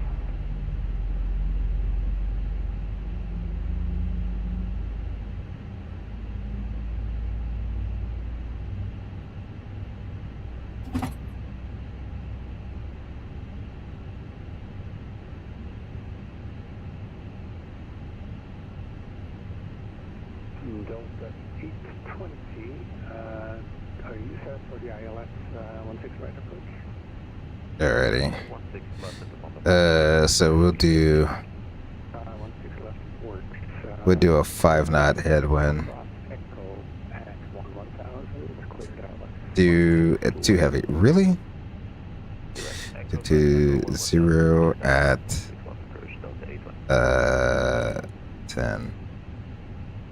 Calculate that out. Okay, maybe I was doing that. 220 at 05. How does that change? 220 at 10. We'll just leave that as it is. Alrighty, so FedEx 320 Salt Lake Center. really? I don't know how this thing calculates its thing, but with what numbers it wants to do a flaps 1 departure now. If you're gonna do a flex, I'm gonna have the packs on. Like that's weird that you were giving me a flex number and then your packs off. But there we go. So we should, but we need a 10-knot headwind to do that. We're currently showing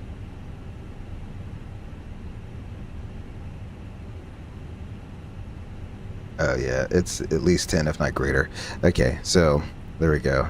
But we gotta have that 10-knot headwind to take off. Excellent. Other engine is on. 18 Salt Lake Center. Go ahead for Delta 3318. Sorry, I haven't given you your IFR clearances. Delta 5318 cleared to Salt Lake City Airport. Outline for departure, complete transition, then is filed, climb, maintain 16,000, expect flight level 300, 5 minutes after departures with me, squawk 5315. Alrighty, that's to Salt Lake City via the Alpine 4, Kickney transition, climb and maintain 16,000, expect flight level 300, 10 minutes after departure, or sorry, 5 minutes after departure, departure frequency is with you, and we'll squawk 5315 for Delta 3318. Delta 3318, read back correct, run ready, taxi, runway 19 via Alpha. Taxi 19 via Alpha for Delta 3318. Alrighty, so we have 16 as our thing there. We'll send that to the McDo. Hmm?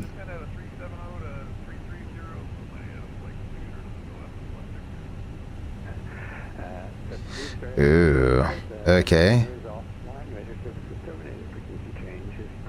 So this one's saying flaps 1 and up 1.2, which is fine. Okay, there it goes. Okay. I don't know why it took a while. So 115, 111, 115, 122, the flex 42, flaps 1. So all of that data is checked. We can go flaps 1.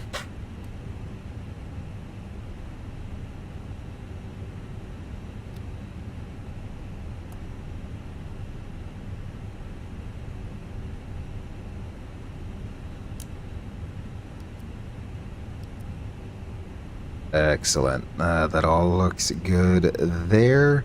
And before we even move anywhere, we'll just do our taxi checks right here. So flight control check, full up, full down, neutral, full left, full right, neutral, rudders, full left, full right, neutral. I did stop the recording, right? I don't have like a... Yeah, I did stop the recording. I don't know why I just thought about that. Alright, and I forgot to switch over to Fly Live, so let's go ahead and do that. There we go. Fly Live should be updated for you all now. Excellent, excellent, excellent. Auto brakes gonna go to max. We'll put the PWS to auto. And config test looks good. After start checklist, engine anti-ice is on. Status is checked. Rudder trim is 0. After start checklist is... I forgot to press the button. Let me press the button. Here we go. Now it's 0. After start checklist is complete. Before takeoff checklist flaps, we have 1 planned and 1 indicated. Takeoff data and speeds are all checked. Let me go back here so we can confirm. Oops. Yeah, AOC menu. Okay. I just thought faster than the box, that's all. Weight. Looks like we're at 125.4, 125.3. Looks good. Step trim. You know what I forgot to do? This.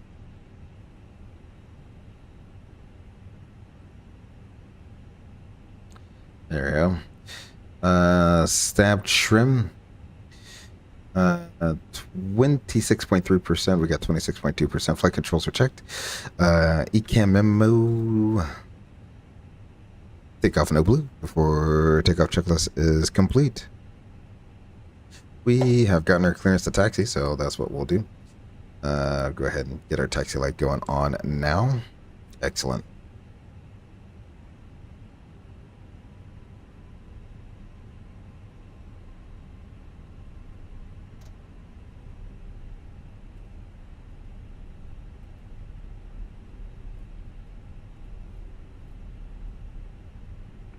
November 3368 Kilo, say approach your request into Sun Valley. We're looking for the RNAV X-ray to runway 31, particular. Roger. Did you want to fly via the arrival or just vectors to the initial approach fix? Yeah, we'll do the vector for the initial, particular. You can expect the wind at weather at Sun Valley 180 at 6, Sun Valley altimeter 3006. Roger, particular.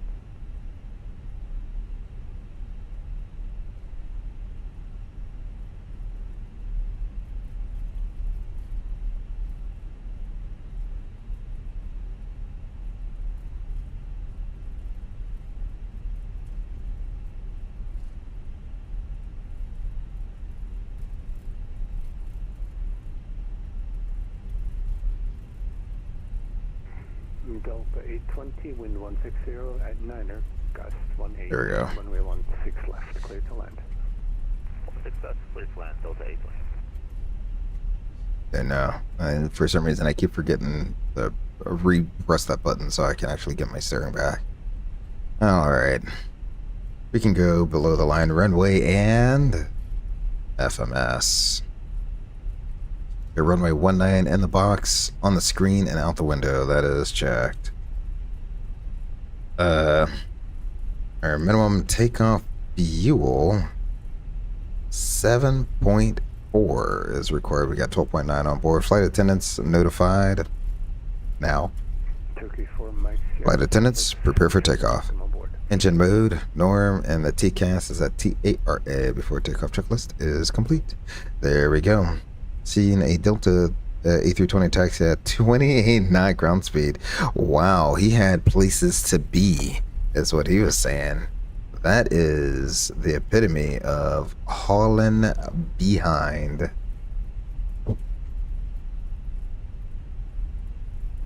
Yeah, usually you want to keep it at below 30 knots on a straightaway, and that's like the top speed you should be doing. Usually 20 knots is where I usually top out at, because once you start getting above 20, then it starts getting a little too like vibrating and shaky, especially if you're in an airport that doesn't have a smooth taxiway.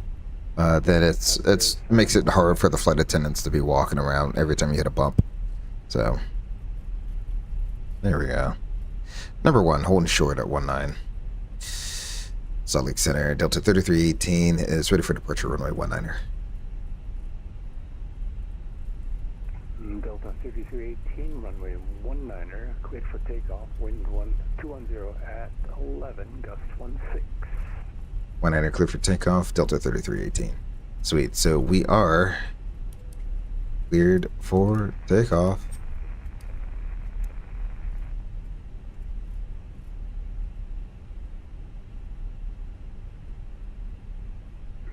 United 1496 Salt Lake Center. Hello again. Sorry, runway 16 right, taxi via Alpha.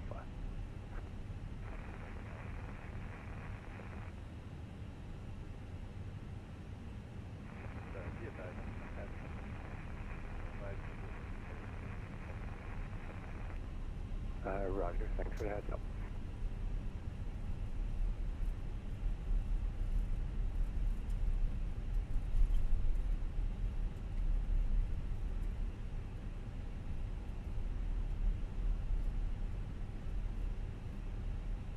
Alright. The width markings got me on that one. I thought I was a whole lot closer to the center line than this. Alright. Here comes the volume. See you all in the air. 50% on the thrust. Half down on the side stick.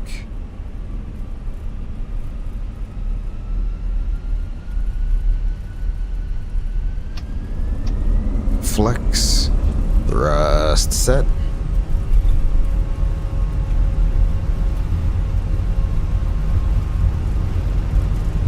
$80 checked. B1 rotate.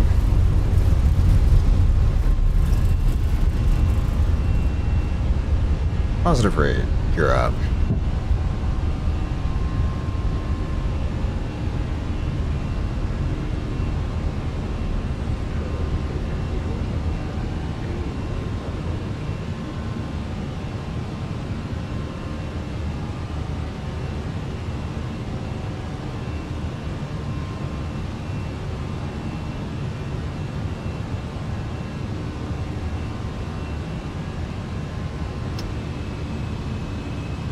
Climb.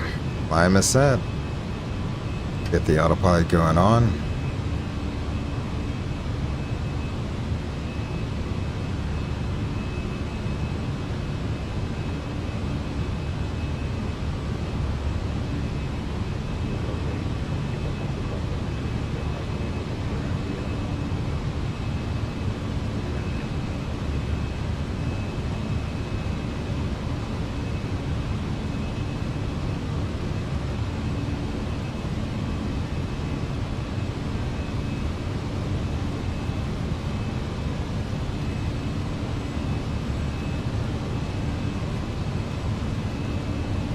Flaps up after takeoff checklist.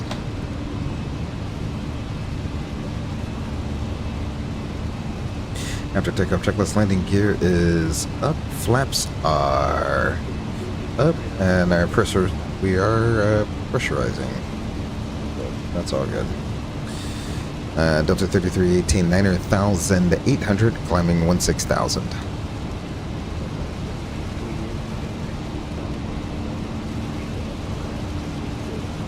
Climb maintain flight level 300, Delta 3318. There we go. Excellent, we're through 10,000 feet. We won't ding the flight attendants quite yet because airport elevation is 6,400 feet, so we'll wait to 16,400 to ding the flight attendants. Let them know that we are out of sterile. There we go.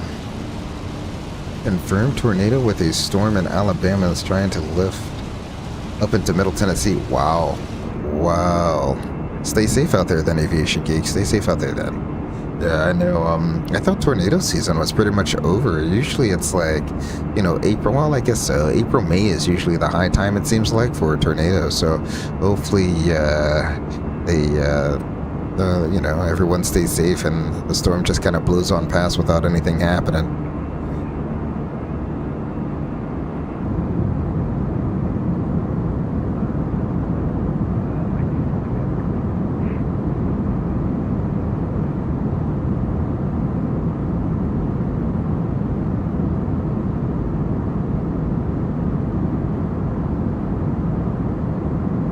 And I get a little bit of a rainbow right there. Looks kind of cool.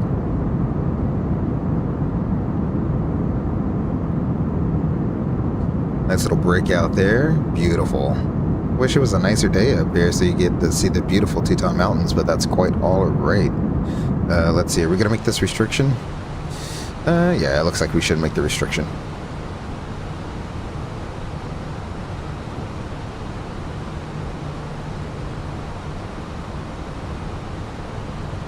Thinking about going to Alaska. I have never heard of a tornado in Alaska.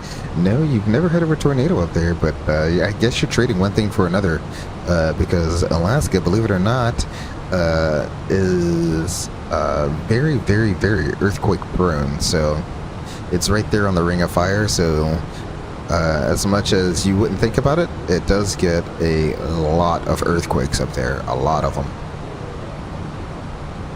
But, you know, after your first few, you'll barely even notice that there's an earthquake going on. Oh. Alrighty, so we're out of sterile. Go ahead and ding our flight attendants, let them know that we are now out of sterile. We're still trying to climb up above the tops here, so that's quite alright. We'll leave the seatbelt sign on until we can find a nice smooth ride here. And I'll bring the audio back down to a more reasonable level. There we go. That should be a little bit more reasonable. United 1496 radar contact, Falcon 2 passing.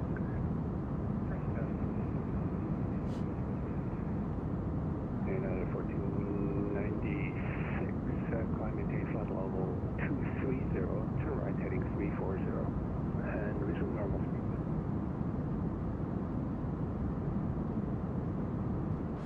Okay, I got the heading right. Yeah, let's go transition standard. We'll go ahead, set that once, twice, and thrice. We'll go ahead and get that light off. We can get the engine anti-ice off as well. Let's go ahead and bring up our chart here and take a look at the arrival. We've already pretty much verified the entire route, including the arrival here, because we're coming in over Brigham City. Wouldn't I think LHO, it stands for Brigham, but you know, whatever. Yeah, Carter, so it's Brigham, Carter, Weber. It's literally 3 points. So we've already reviewed the arrival and approach. So what we'll do, so we're not like in a crazy rush here, is we'll go ahead and do our brief now on the climb out. How about that? Sound good to you? Yep. What are your threats? It's a short flight and we have high terrain off to the east. I would agree. So we review the arrival here. All the restraints look good. We'll plan on doing a... Well, let's double check the weather one more time. Your weather. 96, ATIS, so that's maintain flight level 39. excellent. So 160 at 9, gusting 18. That's at literal 9 knot gust. All right. Speed error at Lagoon. Sure, there's a speed error there. Alrighty.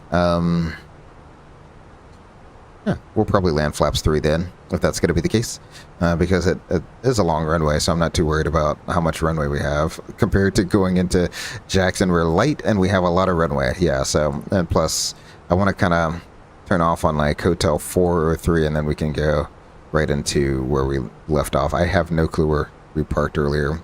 I think it was Alpha 37, but I really don't remember.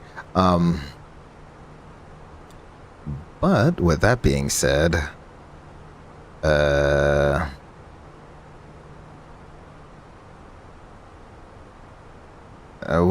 be a visual. Where are the clouds at again? That's what I'm looking for. Yeah, it's pretty much a visual. We'll back it up with the ILS to runway 16 left. I'm gonna use flaps 3, auto brakes low. And it'll be a right-hand turn off on one of the forward high speeds, Hotel 4 or 3, and we'll take either Golf or Hotel back up to Alpha 37 and call it a day. If we need to go miss, plan on doing a soft go around. Questions, comments, or concerns? Nope. Well, Ghost FO? Nope. There we go. Be sure to hit the like button and subscribe, Nightbot.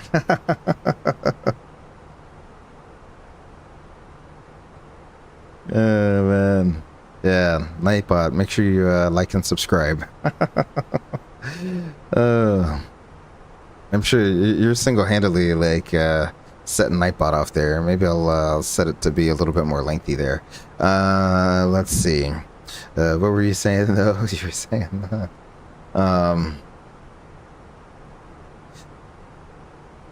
Oh, you said we had an earthquake here not too long ago, but I didn't feel it. Your neighbors did. Really? You guys had an earthquake there? Very interesting then.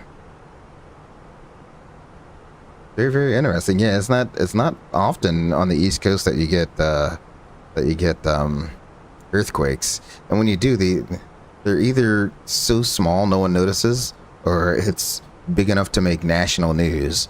So it's one or the other. We're 29 for 30. Anything? Oh yeah, that's right. I need to set up our box here. So we'll do TCH again. So all of this stuff. So a lot of things. Don't you do this again? What do you mean bandwidth too low? Microsoft. What are you doing, man?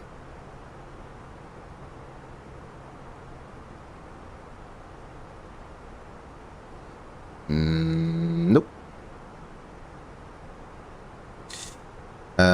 So we did TCH. We'll hard tune that. No, actually, no. You know what? Return. We won't hard tune it. We'll do the same thing. We'll do a fix info 7 miles or 9 miles. Forgot what it was. TCH. And it'll be like 9 miles. Oh, come on. And a 9 mile radius. Boom. There it is. Alrighty. So when we hit that 9 mile arc, we'll just make a right hand turn to 344. That keeps us over Salt Lake. Excellent. So performance approach page. Let's go ahead and get that set up. Our weather 3008. Set that there and change our meters once.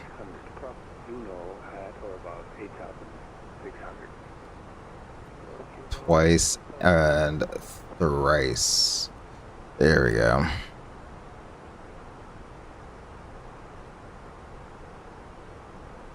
Oh, wow. Okay. I'll have to, I see you just sent another picture in the Discord there. I'll have to show everyone that here in a second. 17 degrees, much warmer over here in Salt Lake City, and the winds are 160 at 9. 160 at 9. There we go. And bottom side is going to be 18 Salt Lake City is landing south, cross quarter and maintain 15,000. You can expect runway 16 right approach. Cross Carter, I maintain 15,000. Expect the ILS 16 right approach for Delta 3318. So we'll insert that Carter flight plan arrival 16 right. We'll leave the Carter 1 arrival in there. I'll insert that. And the arrival, does it end in a RNAV heading? Still goes to Weber, though. So, then Weber is a manual. Sweet. And then let's go here. In fact, before I forget. Excellent. We'll go ahead and manage that.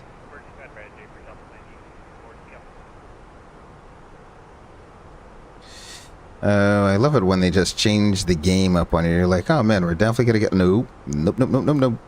Approach. Get rid of you. And you.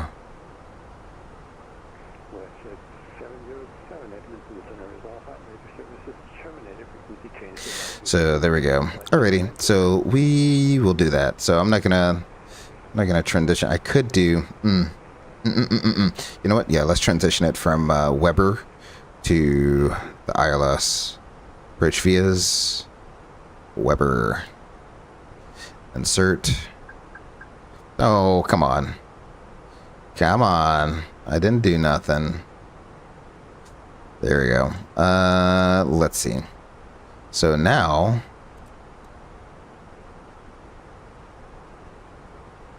we have Carter.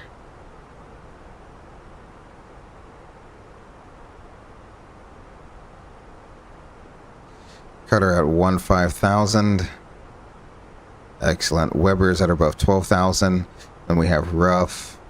And from Ruff we have Euphemie. Then Beehive. Then Bunker. Or Bunker. And then the runway. So that all looks good. And then the miss approach. Same as yesterday. There we go. Excellent. We'll go ahead and bring you back to our normal arc mode. I'll zoom you out just a little bit more. There we go. That's looking good. We'll hide you. Oh, that's what I was going to do. I was in the middle of putting my stuff on the performance approach page. You see how easy it is for ATC to throw you off when you're in the middle of doing something? 4426. Barrow, flaps 3, auto brakes low, flaps 3, and let's go ahead and let's increase our REF 133. Okay, let's do a 4 knot plus 4 knots on the REF, so 137. It's gonna be our REF speed. There we go. Excellent. It's going to add a little bit to our float, but I'm not worried about it. We have 12,000 feet of runway, so I'm not really worried about floating it out just a little bit. There we go.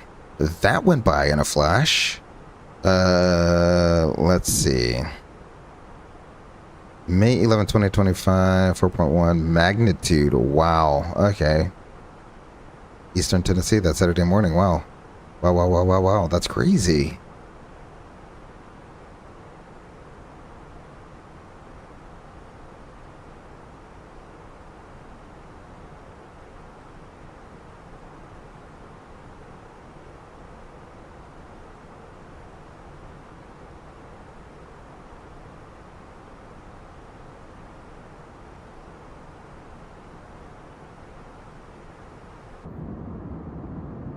I'll probably turn on the engine anti-ice before we get into the clouds here.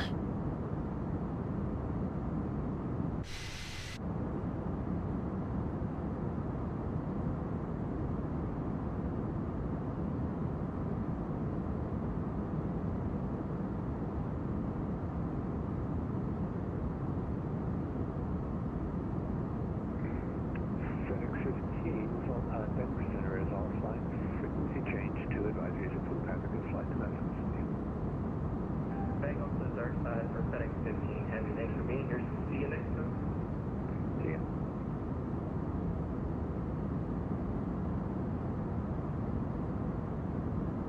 Morning, Salt Lake City Center, Air Canada 143 Heavy with you. Level 383 times level 390. Air Canada 143 Salt Lake Center. Good morning. Maintain flight level 390. Welcome aboard. Company level 390. 384 in Salt Lake, ready for taxi. Alright, we'll manage up our speed. So that looks good as we're getting ready to come down on profile here. Excellent. And I'll go ahead and get the engine anti-ice going. That sounds good. Or that looks good.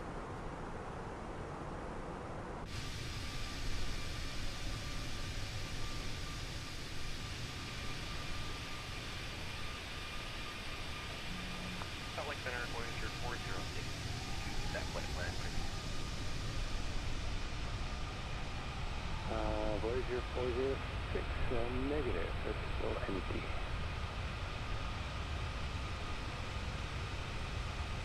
If you want to send me a text with your flight plan, I can enter it in for you. Roger, yeah.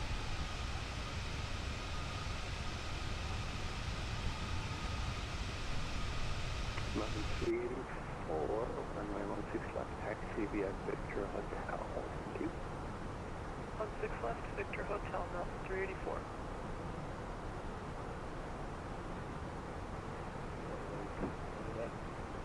Oh, that's right. I was gonna, there was a, here we go. That's where I go. American 2520. Oh, it's an observation area. Oh, okay. Excellent.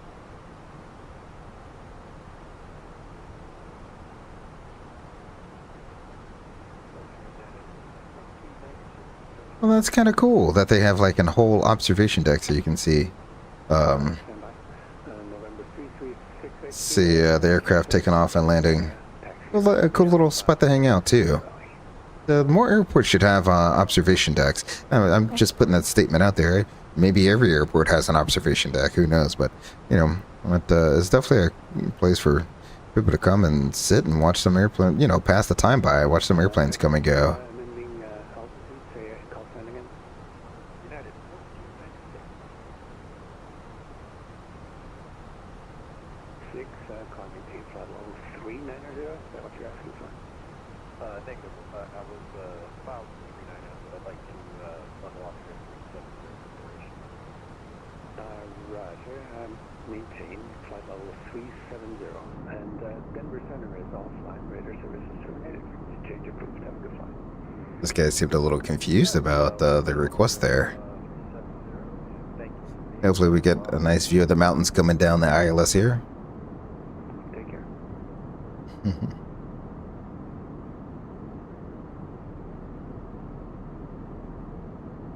I forgot to brief the change here. Instead of a right turn off, it'll be a left turn off now. And we'll probably, I'm going to try to take the high speed. The high speed here is, Denver Center is offline. Radar service is terminated. Frequency change to advisories approved. Have a good flight. we're on the other side. Okay, so yeah, this hotspot, that'll take us right through the hotspot, but that's okay. Alpha 5, that takes us through the hotspot. I want to go to west, south. That's a lot. And then we'll go and just park where we were, 37 I think it was. So one of those, Alpha 5 or Alpha 4, we'll still go in the same spot and call that a day. 3318, cleared direct echo, cross echo at 11 south, cleared ILS 16 right approach. Where is Echo? Okay, okay, I see where it is now. Not where I thought it was. All right, so we'll proceed direct to Echo. Cross Echo at, what was that altitude? 11,000. Alrighty, we'll cross Echo 11,000, clear for the ILS 16, right approach for Delta 3318. So, now, man, where does time go when you're doing this? Alright, we'll do that, we'll prepare the flight attendants for landing. Flight attendants, prepare for landing. And we'll come down here. And I want approach vias, Echo, insert, direct to, Echo, I gotta insert it. Insert. You know what? Direct to Echo. Insert. Down to 11.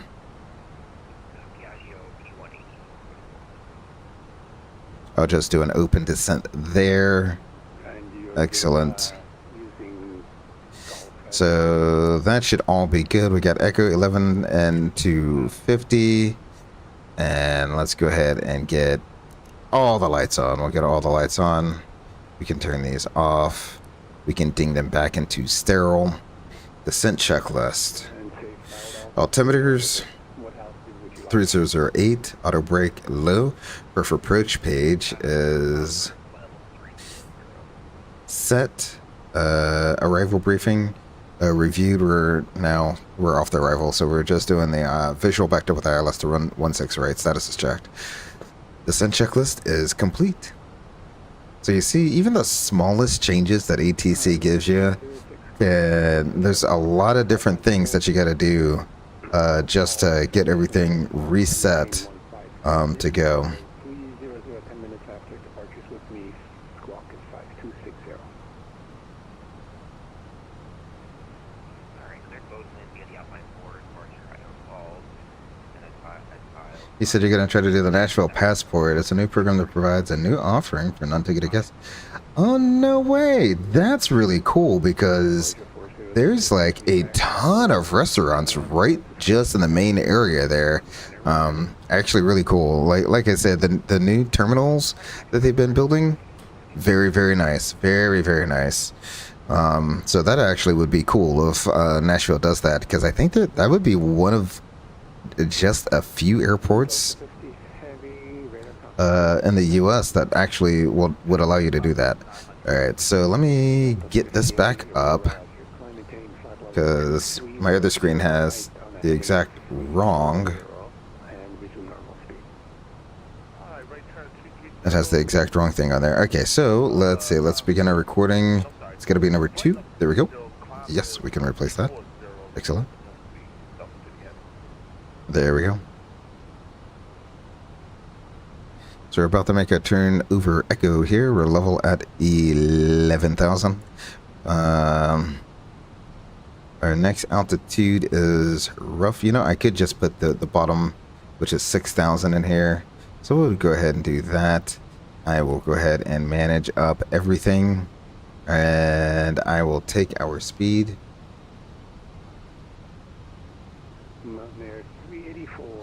And we will activate the approach phase. Sliding 280, 16 left, clear for takeoff, now 384. There we go. So the landing is recording. Then we got the replay recording. Approach phase is now active. I'll slide you over here. How about that? Approach phase is now active. We're over Echo at 11. We should drop down to at or above 9,000 feet here over rough. And I'll slow her up to 210 knots. How about that? Puts us on a nice little situation here. Excellent.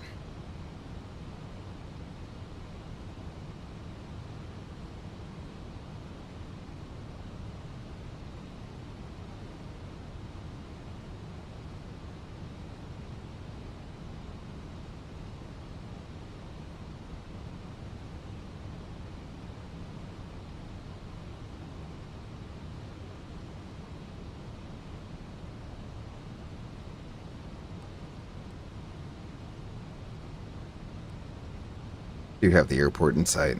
Delta 50 Henrik, clear direct cloud, climb maintain flight level 330. Clear direct cloud and climb maintain flight level 0, Delta 50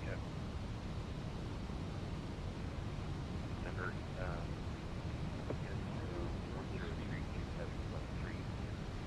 Did I just get a TCAS? Believe? Salt Lake sector, welcome on board. What was that? Morning, still good morning. It didn't point out the traffic. It just said monitor vertical speed and clear of conflict. That was weird. Delta 3318, wind 160 right, Niner, gust 18, runway 16 right, clear to land. 16 right, clear to land, Delta 3318. Alrighty, we are cleared to land.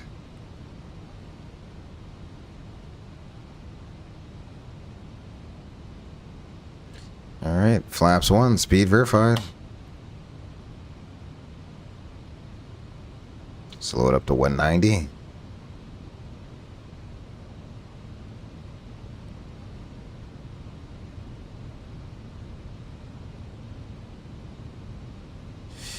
Alrighty. We're arm the approach, get the other autopilot going. Excellent.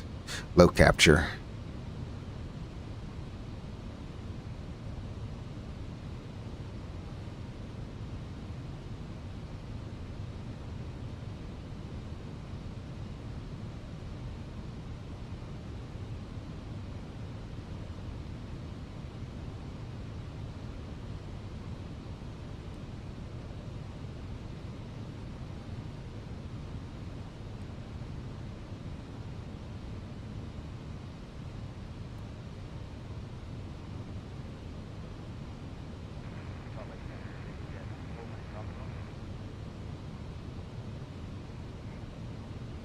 Leading jet 418 Bravo Golf, go ahead.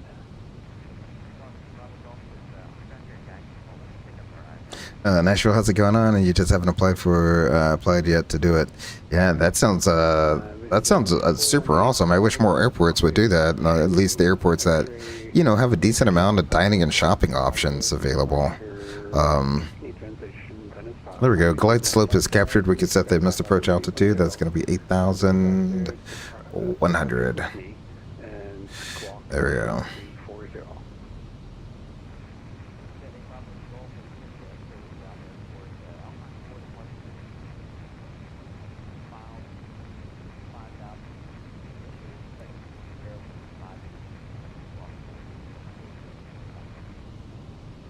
Bravo Golf, we'll be back correct.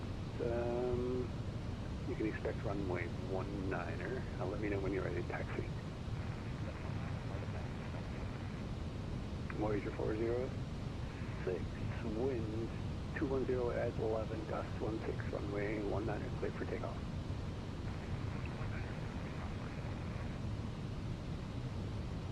Mountain Air 384 at our contact altitude passing. Mountain 384 passing 7700. Roger. Climb maintain. Flight. No, correct. Climb maintain 16,000. On course. All right, a little gusty, and it's coming from the right. All right. Mountain 384. Go ahead and get rid of you, so that's out of my vision there. 2,500. That checks.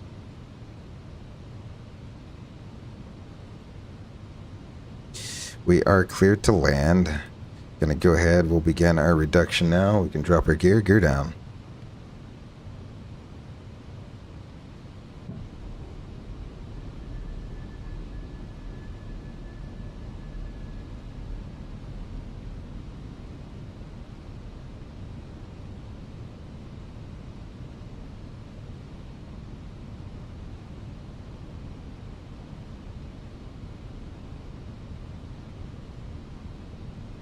Laps 2.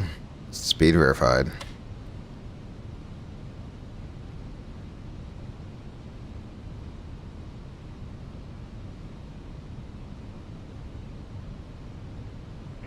FedEx 320 Seattle Center. Wow, really? I still think they need to tune the drag coefficient on this. Flaps 3, speed verified. Before landing checklist. Before landing checklist, altimeters, we have 3008. Ooh. I must have accidentally bumped the thrust lever there. 3008, and we got 5240. Engine mode is norm, landing gear down and 3 green. ECAM memo is landing in no blue before landing checklist is complete. We got a 1,000-foot call out, we're plus 15, correcting, got the airport in sight. Volume's coming up. 406, radar contact line maintained. Talk to you on the ground. Like, even though I'm fully configured, it's still struggling to slow down. That's with a headwind. This is super weird. The 319's flight physics are just a little off. Either way, we're at 500 civil target, sync 7 clear to land, autopilot's off.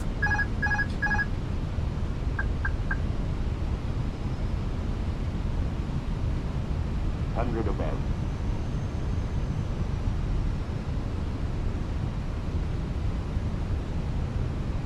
Minimum. Flight slow. Seems like a little optical illusion out here. Flight slow.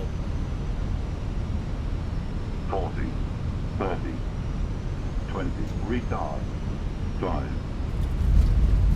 Whoa, whoa. Just hold it, just hold it, just hold it. Alright, there we go. That was weird. Come on, Fenix.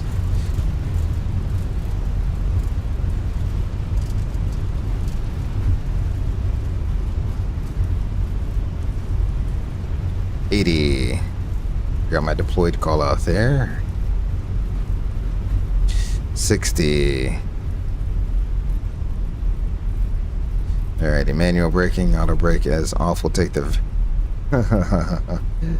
Thank you very much. Buttery smooth landing. No, that was a bounce. That was a huge bounce there. So if you could, if you saw that, that bounce, that's why I said just hold it. You don't want to try to overcorrect and reflare, none of that. Keep the same attitude and let the aircraft come right back down to the ground and you'll be fine. A lot of that'll get people in trouble a lot of times. They'll try to flare to soften that second landing. Don't do it because then you risk striking the tail. So that's why if you bounce, just hold that same pitch attitude, let the aircraft come right back down to the ground. Alrighty. Hello. Center Delta 3318 is clear, runway 18 right. Or 16 right. Delta 3318, welcome to Salt Lake City. Taxi right via Bravo. Via Bravo, or Delta 3318. Have a great day. Thanks for the ATC. You too. Thank you for flying. Alrighty. We're clear the runway flaps up. There we go. Excellent. Aircraft at Salt Lake City, latest information, whiskey, now current wind 140. He said maybe with the passport I could meet the British Airways pilots and get a tour. Maybe.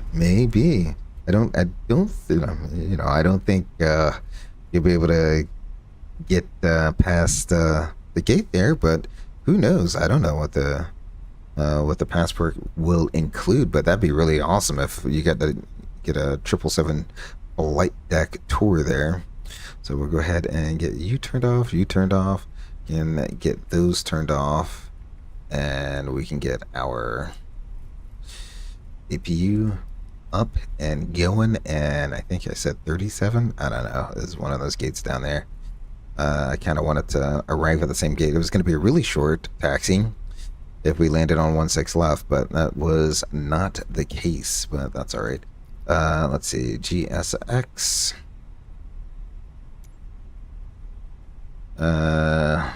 Alpha 37, I think it was.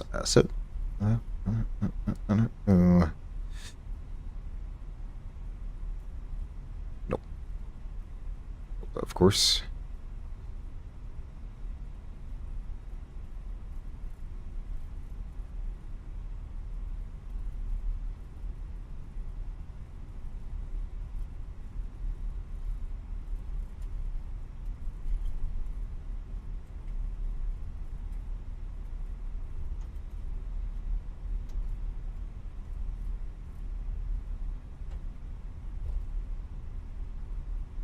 I think what got me on that landing is I'm so used to at least in the Fenix 319 and 320, it seems like, or the 319 in particular is just super weird.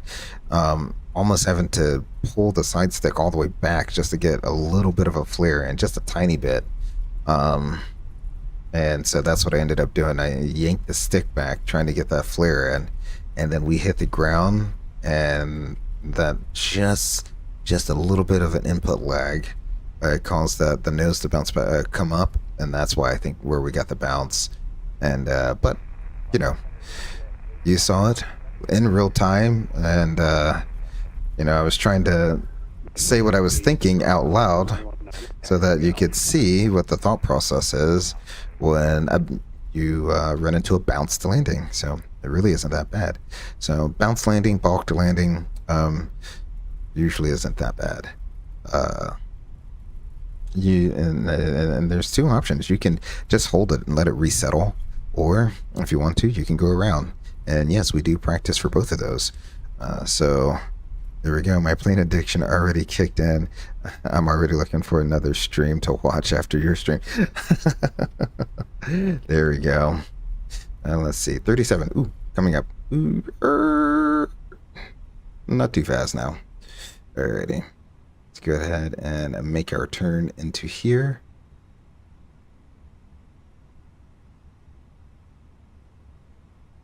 Yeah, I think it was 37 where I started. This looks like how I would have set up the gate.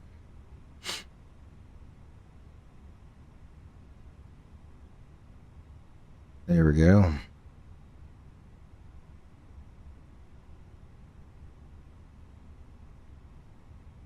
APU is available. Excellent.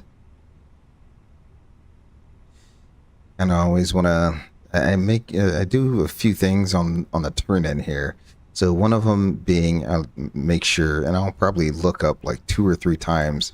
I'll end up looking up here to make sure all my lights are off and I'm not blinding them. These lights here, make sure I'm not blinding anyone. And then while I'm up here, check the APU, but I'm also checking the APU down here to make sure it's available. So just quick little check so that you're not shutting off the aircraft with no power.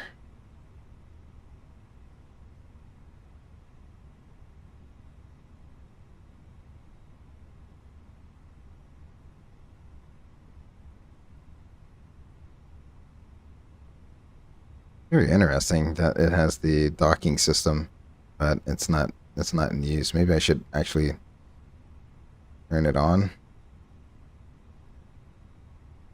Alright, good enough for me. That looks like an X. Come on. You want me to come forward a little bit more?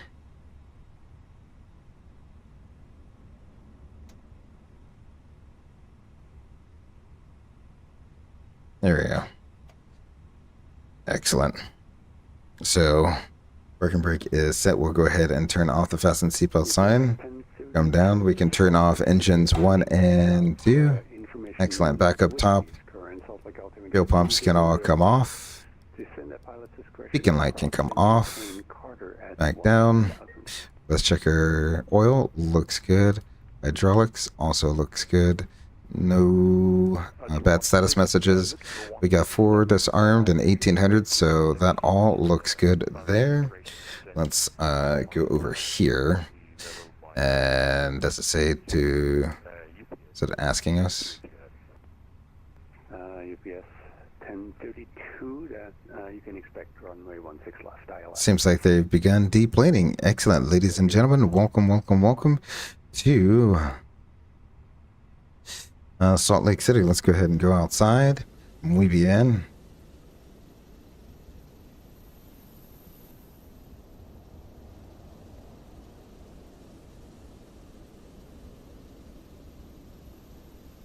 See. Few beautiful mountain towns here. There we go. We'll get the deplaning going on there. Let's go ahead and get some deplaning music going. We can stop our replay. There we go. Since that was such a bad landing, and Alright, since that was a bad landing, we'll replay the landing in Salt Lake City first.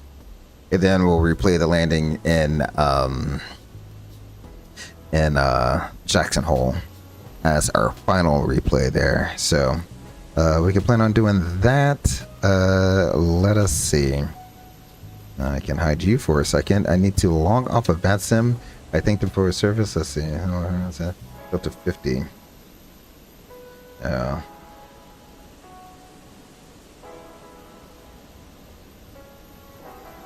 Alrighty. We can disconnect from VATSIM. That is good. We can get rid of that. Excellent.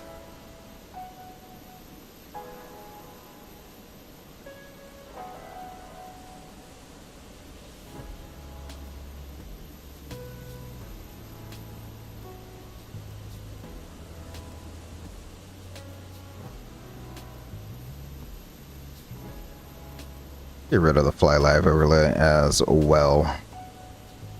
Excellent.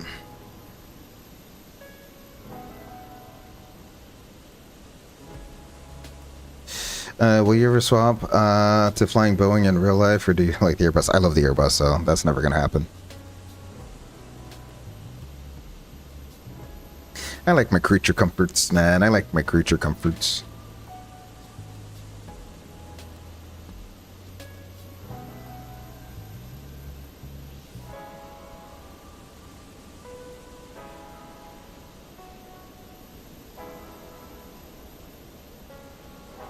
Run into a old friend I used to fly with back when I was at the regionals, or not fly with because we got hired together, and bumped into her at the airport, and she used to be on the 7576, and now she's on the 330, and she is absolutely loving the creature comforts of the 330. Is the 7576 the GOAT? Yes, it is the GOAT, but it's the creature comfort. So once you go Airbus, you just can't go back, you know?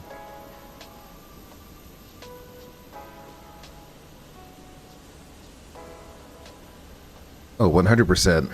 You know, the Airbus pilots will always joke with the Boeing pilots. It's nice to, eat my meal off of a tray table like a proper person versus eating it off of my lap like a dog. So, it's just the small stuff like that. Not having, the other part is just like not having a yoke right in front of you. It just frees up so much more space. You don't feel nearly as cramped since you don't have a yoke in front of you, one, and two, even with the autopilot on, that yoke is moving back and forth and turning left and right. So, you always got to be mindful not to bump the yoke, because if you bump it with enough force, you will disconnect that autopilot. So it's very, very easy to do. I wouldn't say it's easy to do, but it is very much possible to do that. Did they make a 757-600? Oh man, I wish they would. And if you ask literally any pilot in the industry, any pilot in the industry will tell you that they should have, instead of making the 787, or not the 787, my gosh, the MAX 8, they should have brought back the 757, 767 production line and put the newest engines on those, gave it upgraded avionics, and put the newest engines on those, because the 757 and 767 had the ground clearance to do that, and they could have turned 757-200 into the dash whatever 8 or 9 or whatever they want to call it. So yeah, they only have the 757-200 and 300, and then they have the 767-200, 300, and 400. And of course, that production line's been shut down for some time now, so they don't make those anymore. But when they were making them, and when most airlines were flying them, that's the workhorse of the fleet for a reason.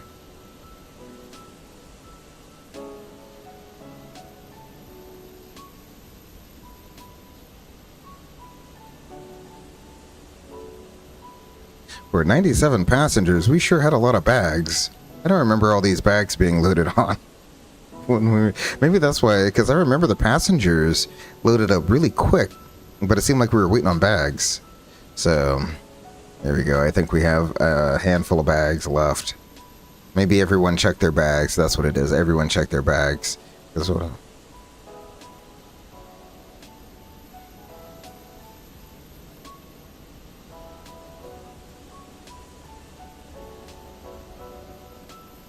Love the 757 roar, 100%.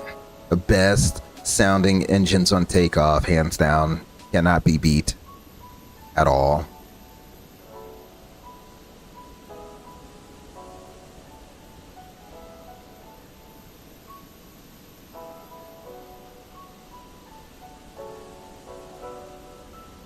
One thing I kind of wish they'd fix as well is like the LOD, because like it literally, the bags that as the train's driving away, the bags just disappear wholly.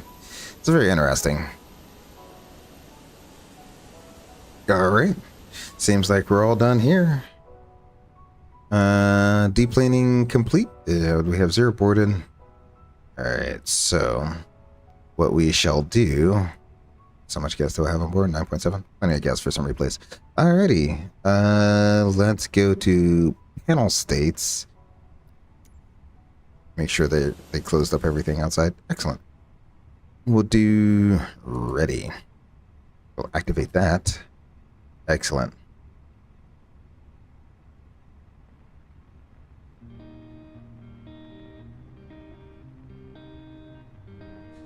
Alright, so engines are going. I'm gonna wait until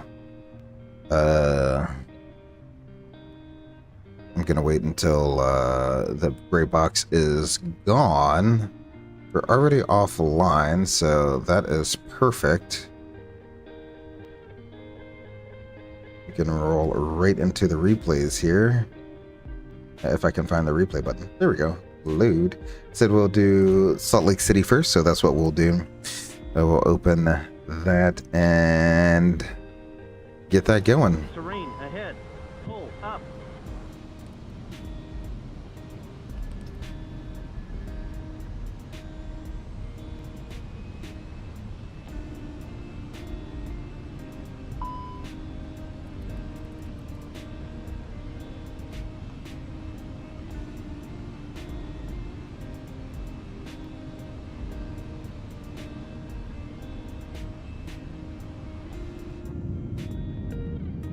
Alright, we'll start back here.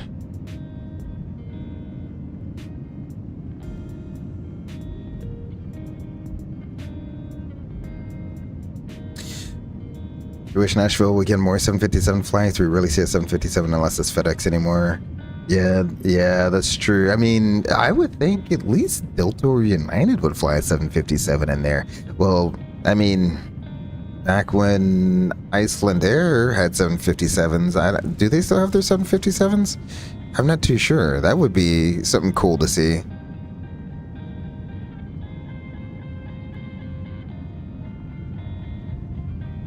There's the first landing, and then you see pitched up. Still had the half speed brakes. There we go. So if you just hold it and just don't try to overcorrect for it, the airplane's going to come right back down. Is it going to be a smooth landing? No. But you're going to avoid a tail strike, which is the important part.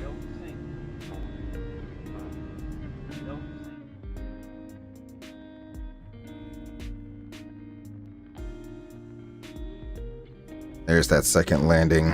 Let's take a look at that from the outside, shall we? And that's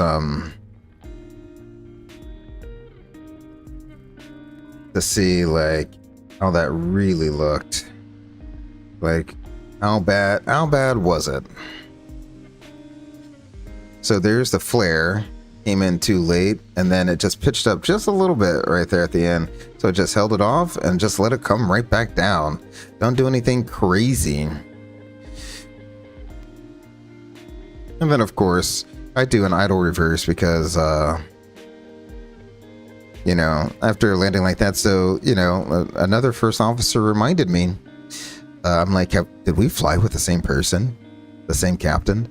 On this last trip, first officer reminded me that a long time ago, one captain, and I think I may have said this on a different stream a while ago, but captain I flew with a long time ago.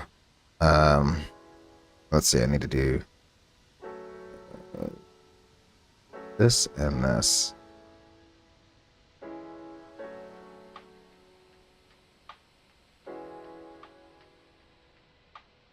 All right, I'll bring it back.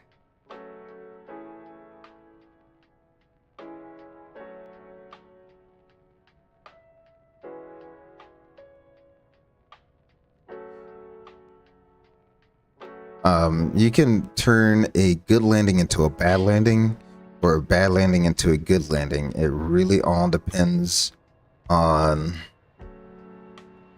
what you do after you land. So you see here, nice firm touchdown, bounce back up into the air, and then we're back down. Okay, that's not the best landing, right? That's not the best landing.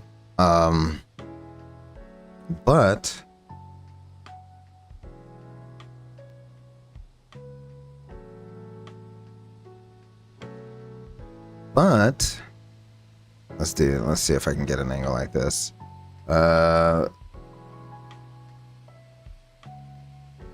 But if you don't jam on the brakes and you don't throw the reversers all the way into max reverse, in the end, the passengers will forget how hard the touchdown is, and they'll think, oh, okay, well, that wasn't too bad. But if you pound the airplane into the ground like that, and then you jump on the brakes and you got max reverse going, then you have a tendency to kind of scare the passengers there. They're going to start thinking, you don't know what you're doing. And then that's when the passengers start giving the flight attendants looks like, are we okay? You don't want the passengers to give flight attendants a look like, are we okay? Excellent. What a beautiful, beautiful view. Okay, let's look at that one more time. We'll go inside. And we'll look at it from this angle one more time. Just so you can see how the nose pitched up. You'll get a better view of how it was just a little bit of a pitch up.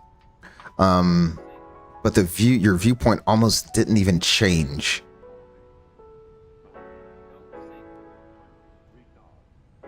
So there's the flare, there's the touch. See how the nose just popped up a little bit? But look, I just held that sight picture, kept it all the way back down to the ground again. There we go. So that's what you want to do for a bounce landing. All right, let's go and let us load up the replay here. There we go. Yeah. Man, the weather's still bad. Okay.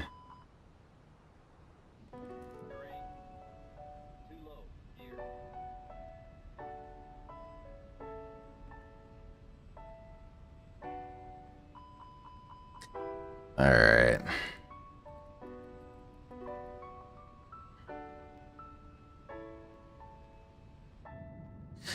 There we go. There's our Tetons right there.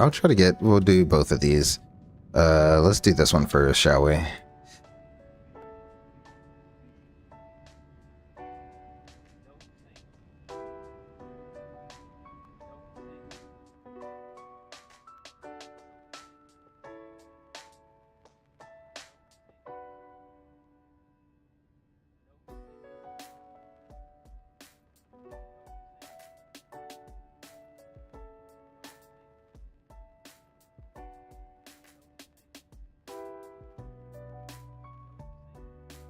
He said you saw an A350 1000 in Nashville.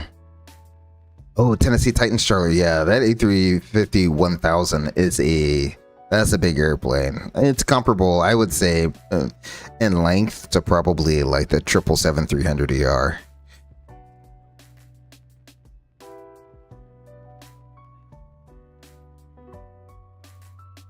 Boom. Right there on 1,000 footers. Exactly where you want to place that down. Exactly where you want to place that down.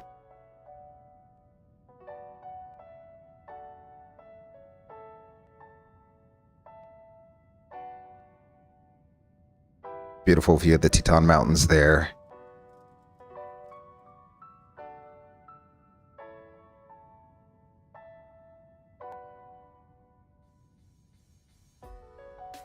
Beautiful. It almost feels you're right. It almost feels like I did butter it on. I guarantee you that wasn't a buttered landing, but it almost seems like the way the aircraft just kind of like gently settled onto the runway there.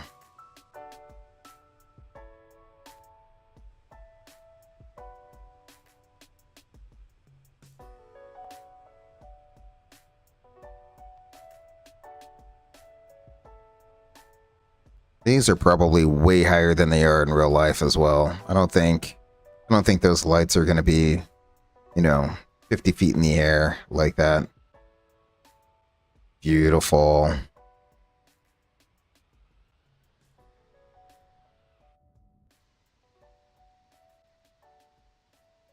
Let's see.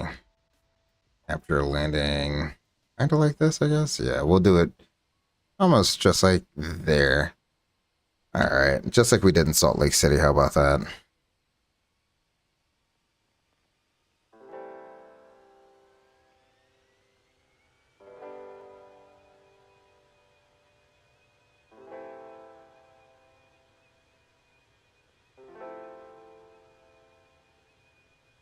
Don't know what that piece of antenna is. Something important, I guess. Boom. Right on the 1,000 footers and pretty much right on center line. I drifted a little bit there, but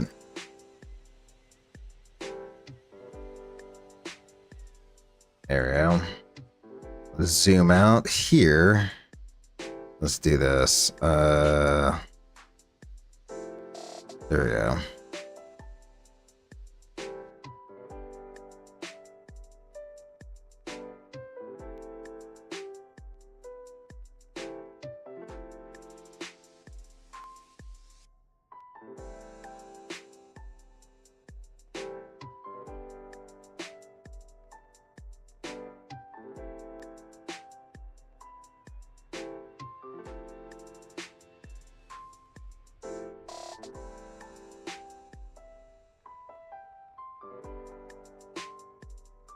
Oh, run that back. I gotta get the zoom going. I gotta map a zoom function here in my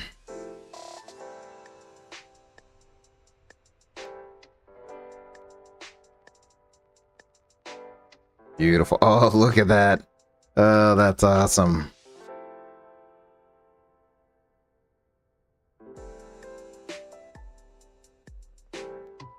Zoom it back out again.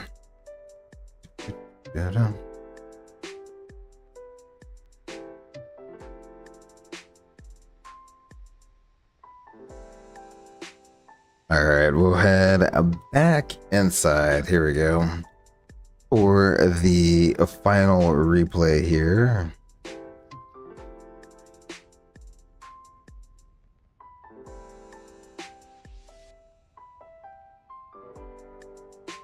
A nice last turn to final here. We'll go ahead and I will let that rip.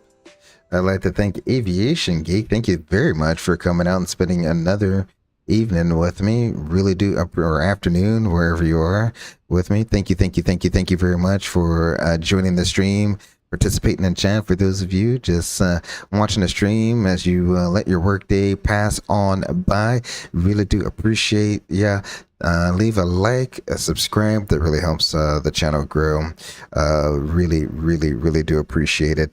Tomorrow, same time, about the same time, we shall be going from Salt Lake City will do some frontier flight ops in an A321 going from Salt Lake City to Denver, Colorado. So I will see you all at the very next stream. But until I do, remember to take care of yourselves and each other. Until then, I'm Gray Eagle. Peace.